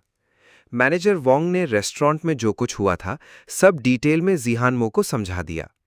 जितना जीहानमो सुनती गई, उतना उसके ब्राउज टाइटन होते गए। फिर उसने कोल्ड टोन में पूछा, जो 3 अनसिविलाइज्ड कस्टमर्स पब्लिक में हमारे स्टाफ को हैरेस कर रहे थे, उन्हें हम फ्यूचर में मेंबर क्यों रखें? क्या हम इन 3 कस्टमर्स के बिना बिजनेस बंद कर देंगे? मैनेजर वोंग तुरंत हिल गया। नहीं, बिल्कुल नहीं। जीहान मो की आवाज और ठंडी हो गई। उन तीनों को ब्लैकलिस्ट करो। फिर उसने पूछा, और वो पार्ट टाइम एम्प्लॉय? उसका नाम लिन फैंग है। मैनेजर वोंग और शॉक हो गया। जी हां, मिस जी, आप उसे भी जानती हैं? जीहान मो क्लियरली अनॉयड थी। आज आफ्टरनून वो प्रोफेसर के साथ फील्ड्स गई थी, क्रॉप्स चेक करने। इसी वजह से लेट हुई। उसे क्या पता था इतना बड़ा सीन हो जाएगा। उसने फोरहेड रब किया और बोली, पार्ट टाइम वर्कर्स की लाइफ ऑलरेडी हार्ड होती है, प्लीज उसे ब्लेम मत कीजिए। मैनेजर वोंग के कोल्ड स्वेट निकल आए। उसने बस एक पार्ट टाइम वर्कर हायर किया था, और अब एक तरफ मिस सू उसके लिए फाइट कर रही थी, दूसरी तरफ मिस जी उसे प्रोटेक्ट कर रही थी। उसके दिमाग में बस कंफ्यूजन ही कंफ्यूजन था। लेकिन बिगेस्ट प्रॉब्लम यह थी, वो मुझे फायर कर चुका था। मैनेजर वोंग जल्दी से बोला, मिस जी, मैंने उसे ऑलरेडी निकाल दिया है, सैलरी दे दी गई है, वो जा चुका है। जीहान मो ने फ्राउन किया, मैनेजर को देखा, फिर हल्की सी साय के साथ बोली, ठीक है, अगर फायर हो गया तो हो गया, बाकी मैटर प्रॉपर्ली हैंडल करो, मैं चल रही हूं। ये कहकर वो मुड़ गई और फास्ट स्टेप्स में निकलने लगी। मैनेजर वोंग तुरंत बोला, मिस जी, खाना खाकर जाइए, आज नया डिश लॉन्च हुआ है, ट्राई कर लीजिए। जीहान मो प्राइवेट रूम में गई, बैग उठाया और निकलते हुए बोली, नीड नहीं है, नेक्स्ट टाइम में भी। जीहान मो ने मुझे मैसेज भेजा था, लेकिन मैंने रिप्लाई नहीं किया। वो नेचुरली वरीड थी। उसके पास मेरा वीएक्स अकाउंट था, फोन नंबर नहीं। उसे पता था मैं कहाँ रहता हूं, लेकिन वो सू किंग के घर का एरिया था, सीधा वहां जाना प्रॉपर नहीं लगता था। फिर भी हेल्पलेस होकर वो टैक्सी ली और ईस्ट माउंटेन विला के पास आ गई। जब वो उतरी तब 9 बज चुके थे। वो मेन गेट के पास खड़ी हो गई। फोन निकाला, मेरा अभी तक कोई रिप्लाई नहीं था। लेकिन कुछ ही देर में उसने रोड साइड पर एक फिगर देखा। मैं था। मैं अंदर से इरिटेटेड था। मैं पिछली लाइफ के ग्रजेस को कैरी नहीं करना चाहता था, लेकिन सू किंग बार बार प्रोवोक कर रही थी। तब मेरे दिमाग में एक डेंजरस थॉट आया, क्या सू किंग भी रीबॉर्न हुई है? फिर मैंने खुद ही मना किया, इम्पॉसिबल। अगर वो रीबॉर्न होती तो सबसे पहले फैंग युआन को रोकती, उसे अब्रॉड जाने से रोकना चाहती। जब ब्राइट मून उसके पास है तो मेरे जैसे सब्स्टिट्यूट के पास क्यों आएगी? मैं ऐसे ही सोच रहा था, तब नाइट ब्रीज के बीच एक लड़की की ठंडी आवाज आई, लिन फैंग। मैंने सर उठाया। डिम स्ट्रीट लाइट के नीचे जीहान मो खड़ी थी। उसका एक्सप्रेशन कॉम्प्लिकेटेड था। वो सीधा मेरे पास आई और मेरा फेस ध्यान से देखने लगी। मैं सरप्राइज हो गया। सिस्टर जी, आप यहां? जीहान मो 2 सेकंड चुप रही, फिर बोली, आज मेरा बर्थडे है, पार्टी है, मैं पूछने आई थी, तुम आओगे? क्वेश्चन था, लेकिन उसकी आंखें सीधा मेरे ऊपर थी, फुल ऑफ एक्सपेक्टेशन। मेरा मूड ऑलरेडी खराब था, और अगर मैडम सू को पता चल गया कि रेस्टोरेंट फाइट मेरे वजह से हुई, तो पता नहीं मेरी फैमिली को और क्या ट्रबल फेस करना पड़ेगा। मैंने बिना डिले तुरंत सर हिला दिया। अभी चलना है? जीहान मो ने हाँ में सर हिलाया। उसने फ़ोन से टैक्सी बुक की। टैक्सी वेट करते वक्त उसके माइंड में हल्का रिग्रेट आया। जब वो घर छोड़कर निकली थी और पेरेंट्स से आर्ग्यू करके एग्रीकल्चर पढ़ने आई थी, तब उसे अपनी मर्सिडीज मायबैक साथ ले आनी चाहिए थी। वो कार उसके ग्रैंडफादर का गिफ्ट था, पेरेंट्स के पैसे से नहीं ली गई थी। वो आराम से चलाकर ला सकती थी। अब बार बार मेरे साथ टैक्सी लेना आइडियल नहीं लग रहा था। उसने सोचा, फ्यूचर में बाहर रेंट पर प्लेस लेगी और मुझे हर जगह ले जाएगी। फिर खुद ही सोचा, नहीं, एक और कार खरीद लेती हूं, अभी भी उसके पास इनफ मनी है। ये सब सोचते हुए उसने ग्रुप चैट में मैसेज भेजा, आज मेरा बर्थडे है, एलएस और केटीवी सबको आना है। ग्रुप में टोटल 7 लोग थे। कुछ फील्ड्स में थे, कुछ असाइनमेंट्स फिनिश कर रहे थे। मैसेज देखते ही सब एक्साइटेड हो गए। Oh my God Kim, finally याद आया हमें ट्रीट देना। मिस जी बुला रही हैं तो जाना ही पड़ेगा, आज एक्सपेंसिव खाएंगे। फिर किसी ने मैसेज किया, वेट, तुम्हारा बर्थडे जुलाई में नहीं है, आज डेट मैच नहीं कर रही, सच में बर्थडे है क्या? टैक्सी आ गई। जीहानमो ने मेरे लिए डोर खोला। मैं अंदर बैठा, फिर वो दूसरी साइड से बैठी। बैठते ही उसने ग्रुप में रिप्लाई भेजा। मैंने बोला बर्थडे है तो बर्थडे है, वहां आकर पता चल जाएगा। फिर एक और लाइन भेजी, मैं फ्रेंड ला रही हूं, किसी से कुछ मत बोलना। उसके बाद फोन लॉक कर दिया। मेरा मूड अभी भी फुली ठीक नहीं था। जीहानमो ने मेरी तरफ मुड़कर पूछा, बबल टी पियोगे? सुना है बबल टी मूड बेटर करता है। मैंने उल्टा पूछा, आप पिएंगी सिस्टर किंग? मैं आपके लिए ला दूं? जब हम केटीवी पहुंचे, उसके फ्रेंड्स ऑलरेडी वहां थे। 3 मेल फ्रेंड्स, 3 फीमेल फ्रेंड्स। हम दोनों को मिलाकर टोटल 8 लोग। जी हानमो को देखते ही सब एक्साइटेड हो गए। किम फाइनली आ गई, हम वेट कर रहे थे। एक थोड़ी हेल्दी गर्ल ग्लासेस पहने हुए भागकर जी हानमो को हक करने आई। जी हानमो ने क्विक रिएक्शन दिया। उसने मुझे साइड खींच लिया और फ्राउन करके बोली, धीरे, किसी से टकरा मत जाना। उसके माइंड में था मैं इतना पतला हूं, जोर से लगता तो हर्ट हो सकता था। रूम के सब लोगों ने तब मुझे नोटिस किया। सबकी आईज थोड़ी वाइड हो गईं। एक टॉल फिट लड़का सरप्राइज होकर बोला, हानमो, बॉयफ्रेंड लेके आई हो? सब तुरंत चीयर करने लगे। ओहो, नो वे, किम का बॉयफ्रेंड? मैं तुरंत एम्बैरस हो गया। चीक्स रेड हो गए। मैंने जी हानमो की तरफ देखा। उसकी आंखों में हल्की स्माइल थी। उसने मुझे पास खींचकर सबसे कहा, बकवास बंद करो। इसका नाम लिन फांग है, ऑपोजिट यूनिवर्सिटी का जूनियर है, मेरा बॉयफ्रेंड नहीं है। सबने लंबा ओ करके निकाला। उनके फेसेस पर समझदार स्माइल थी। मतलब अभी नहीं, फ्यूचर में हो सकता है। उन्होंने पहले कभी जी हानमो को किसी लड़के के साथ क्लोज नहीं देखा था। वो यूजुअली कोल्ड और डिस्टेंट रहती थी, इसलिए सब एक दूसरे को विंक करने लगे। क्लियरली गॉसिप मोड ऑन था। सबके माइंड में एक ही बात थी, जी हानमो ने फेक बर्थडे बनाया है किसी को बुलाने के लिए। लगता है सीरियसली इंटरेस्टेड है। एक फीमेल स्टूडेंट ने मुझे कोका कोला की बॉटल दी। फ्रेंडली टोन में बोली, हेलो जूनियर, मैं यांग शिन्यू हूं, मुझे सिस्टर बुला सकते हो। मैं कुछ बोलने ही वाला था कि जी हानमो कोल्ड टोन में बोली, तुम सेमेस्टर स्टार्ट से इतने यंगर ब्रदर्स एक्सेप्ट कर चुकी हो, ट्रक भर जाएगा अब तक। यांग शिन्यू ने तुरंत जवाब दिया, वो अलग बात है, ये यंगर ब्रदर ज्यादा शरीफ लग रहा है। जी हानमो ने धीरे से मेरे पास झुककर कहा, इनकी बातों का बुरा मत मानना। जी हानमो ने धीरे से कहा, थोड़ा फ्रूट खाओ। उसने मेरे सामने फ्रूट की प्लेट रख दी, फिर खुद एक टैंजरीन छीलकर मुझे देने लगी। प्राइवेट रूम के सब लोग हमें अजीब एक्सप्रेशन से देख रहे थे। मुझे इतनी नज़रों का सेंटर बनना अनकंफर्टेबल लग रहा था। वो सामने कुछ नहीं बोल रहे थे, लेकिन ग्रुप चैट में फुल स्पीड से मैसेजेस चल रहे थे। ओ माय गॉड, किम की चॉइस मस्त है, ये जूनियर तो सच में हैंडसम है। किम क्या इसे परस्यू कर रही है? हेल्प करें क्या? काफ़ी देर से सब ग्रुप में बकबक कर रहे थे। जी हानमो रिप्लाई नहीं कर रही थी, लेकिन जैसे ही यांग शिन्यू ने ये लिखा, जी हानमो ने तुरंत रिप्लाई किया, कैसे हेल्प? सब एक दूसरे को देखने लगे। यांग शिन्यू ने हेयर साइड किया और मुझे देखा, फोन रख दिया, म्यूजिक थोड़ा कम किया, स्माइल करके जोर से बोली, come on come on come on, gathering का क्लासिक गेम, ट्रूथ और डेयर, कौन खेलेगा? किसी ने कंप्लेन किया, कुछ नया नहीं है क्या? फिर वही ओल्ड गेम। यांग शिन्यू ने आईज रोल किया, सीक्रेटली जी हानमो को लुक दिया, जैसे कह रही हो, मैं तेरा काम कर रही हूं, कोऑपरेट कर। फिर लाउड बोली, किम तुम खेलोगी? जी हानमो थोड़ी हेल्पलेस सी लगी। उसने मेरी तरफ मुड़कर पूछा, लिन फैंग तुम खेलना चाहोगे? यूनिवर्सिटी गैदरिंग्स में ये गेम फेमस था, लेकिन मैंने कभी नहीं खेला था। आज सबको देखकर मुझे भी थोड़ा इंटरेस्ट आया। मैंने सर हिलाया, ओके। यांग शिन्यू एक्साइटेड हो गई, डन, सब पार्टिसिपेट करेंगे, मैं कार्ड्स लाती हूं। सब कॉफी टेबल के अराउंड सोफा पर सर्कल में बैठ गए। मैं थोड़ा जी हानमो के पास गया और धीरे से बोला, सिस्टर आज आपका बर्थडे है ना, केक नहीं लिया? जी हानमो 2 सेकंड चुप रही, फिर बोली, नून में केक खा लिया था, इसलिए रात के लिए नहीं लिया। ये बोलते वक्त वो अंदर से थोड़ी गिल्टी फील कर रही थी, लेकिन मैंने कुछ सस्पेक्ट नहीं किया। मैं सिंपल बंदा हूं, कौन सोचेगा कोई फेक बर्थडे भी बना सकता है। तब तक यांग शिन्यू कार्ड्स ले आई। हम 8 लोग सर्कल में बैठ गए। कोइंसिडेंटली वो मेरे साइड में बैठी। उसने कार्ड्स टेबल पर पटक दिए और लाउड बोली, क्विक क्विक क्विक, किम ने फाइनली जिस जूनियर पर नोटिस लिया है उसके लिए फुल सपोर्ट देना है। सबने कार्ड ड्रॉ किया। फिर यांग शिन्यू बोली, एस किसके पास है, कौन है लकी वन? सबने अपने कार्ड्स देखे। जी हानमो ने अपना कार्ड टेबल पर फेस अप रखा, उसके पास 2 था। मेरा पहला टाइम था गेम में, मैंने भी कार्ड उल्टा। शॉक, मेरे पास ब्लैक एस था। जी हानमो ने फ्राउन करके यांग शिन्यू को देखा।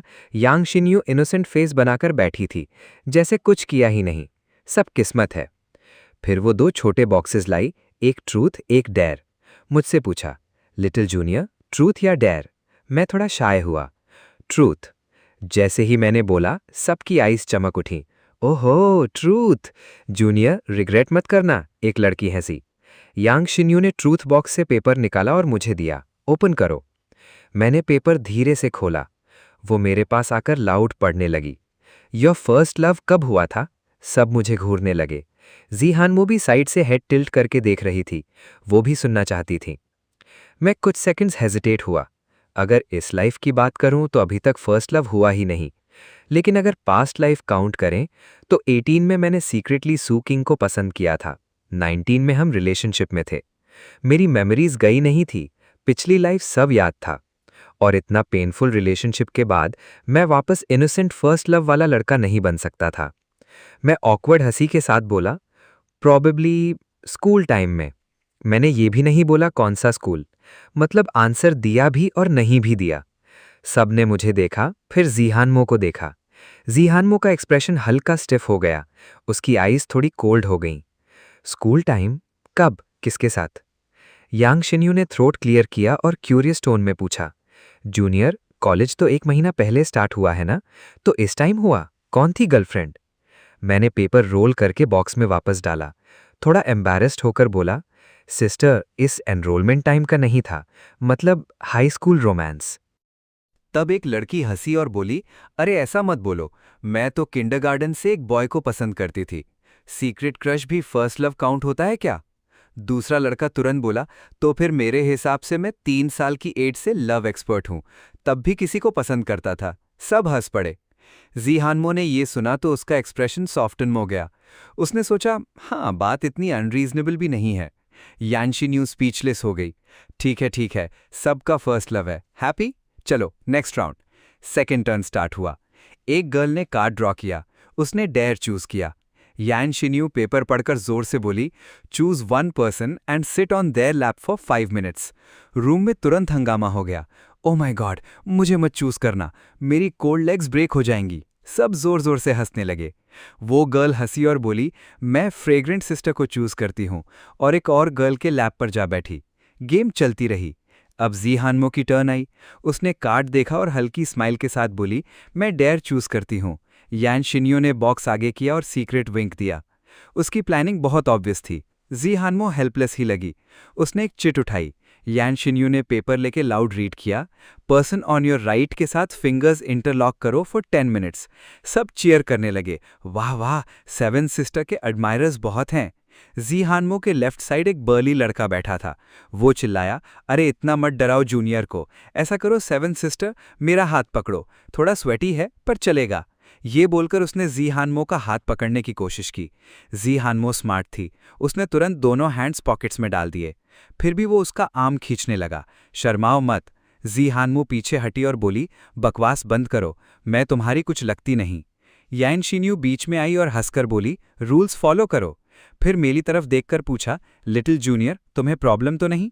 मैं सबको देख रहा था। उनकी बॉन्डिंग देखकर थोड़ा एनवी फील हो रहा था। मेरे पास कभी ऐसे फ्रेंड्स नहीं थे। मैंने हल्का सा शाय होकर सर हिला दिया, नहीं मुझे प्रॉब्लम नहीं। फिर मैंने खुद अपना हाथ आगे बढ़ा दिया। मैं जी हानमो को देखकर हल्का सा मुस्कुराया। जी हानमो के ईयर्स थोड़े रेड हो गए। वो काम टोन में बोली, थैंक यू। फिर उसने अपना राइट हैंड दिया। मेरा लेफ्ट हैंड उसके साथ इंटरलॉक हुआ। मेरी फिंगर्स एक एक करके उसकी फिंगर्स के बीच चली गईं। उसका हाथ फेयर, सॉफ्ट और वार्म था। जैसे ही हैंड्स प्रॉपर्ली लॉक हुए, मेरा फेस तुरंत रेड हो गया। ये मेरी लाइफ में पहली बार था जब मैंने किसी गर्ल के साथ फिंगर्स इंटरलॉक की थीं। ये हैंड होल्डिंग बहुत इंटीमेट था। यूजुअली कपल्स करते हैं ऐसा, और मैं पिछले 15 साल में सू किंग के साथ भी कभी ऐसे हाथ नहीं पकड़ा था। गेम चलता रहा, लेकिन मेरा हार्ट बीट फास्ट हो गया। मेरी ऑलमोस्ट सारी सेंसेस लेफ्ट हैंड पर फोकस थीं। बॉडी टेंस हो गई, चीक्स रेड हो गए। जी हानमो आउटवर्डली काम थी, लेकिन जो उसे जानते थे, समझ सकते थे वो भी नर्वस थी। उसकी मूवमेंट्स थोड़ी स्टिफ थीं, रिएक्शन स्लो थीं, अंदर से वो भी काम नहीं थी। 10 मिनट्स बहुत अजीब और स्पेशल फील हुए। मैं बीच में हाथ हल्का निकालने लगा, लेकिन जी हानमो ने इतना फर्मली पकड़ा था कि मैं छुड़ा नहीं पाया। हम दोनों का हैंड पूरे 10 मिनट्स लॉक्ड रहा। जब टाइम खत्म हुआ और हमने हाथ छोड़ा तो उसकी पाम थोड़ी स्वेटी थी। सिर्फ मैं ही नर्वस नहीं था। जी हानमो का हार्ट और फास्ट बीट कर रहा था। नेक्स्ट राउंड्स में ना मेरी टर्न आई ना उसकी। जी हानमो दूसरों को गेम खेलते देख रही थी, साथ साथ मुझे चीज़ मोची दे दिया। उसने सॉफ्टली पूछा, भूख लगी है और कुछ चाहिए? मैंने मोची ले लिया और बोला, नहीं ये इनफ है। आज सिर्फ 2 घंटे काम करके जॉब चली गई थी, मूड सच में बहुत खराब था, इसलिए खाने का मन नहीं था। लेकिन अब जी हानमो के साथ यहाँ गेम, सॉन्ग्स, सबके साथ सिटिंग, मेरा मूड काफ़ी बेटर हो गया था। मेरे ज़्यादा फ्रेंड्स कभी थे नहीं। यूजुअली सू फैमिली के घर नहीं जाना चाहता था, लेकिन जाता कहाँ। अब जी हानमो मुझे बाहर ले आई थी। मैं जेन्युइनली ग्रेटफुल था। वो इतनी हेल्प क्यों कर रही है, अभी मैं उस बारे में सोच नहीं रहा था। बचपन से फैमिली कंडीशन वीक थी, मैं इनसिक्योर था। पिछली लाइफ में सू किंग के साथ फेल्ड लव के बाद लाइफ और लव दोनों में और इनसिक्योर हो गया था। मैं हमेशा सोचता था, कोई मुझे सच में पसंद नहीं करेगा, स्पेशली जी हानमो जैसी ब्यूटीफुल और जेंटल लड़की तो कभी नहीं। वो मुझे लाइक करे, इम्पॉसिबल। ये सोचकर मैंने उसकी तरफ देखा। जी हानमो एलिगेंट थी, ब्यूटीफुल थी, काइंड थी। सू किंग उसके सामने कंपेयर ही नहीं करती थी। जैसे ही मैंने सू किंग के बारे में सोचा, मेरा मूड तुरंत फिर डाउन हो गया। जी हानमो ने इंस्टेंटली नोटिस कर लिया, वो कंसर्न के साथ मेरी तरफ मुड़कर देखने लगी।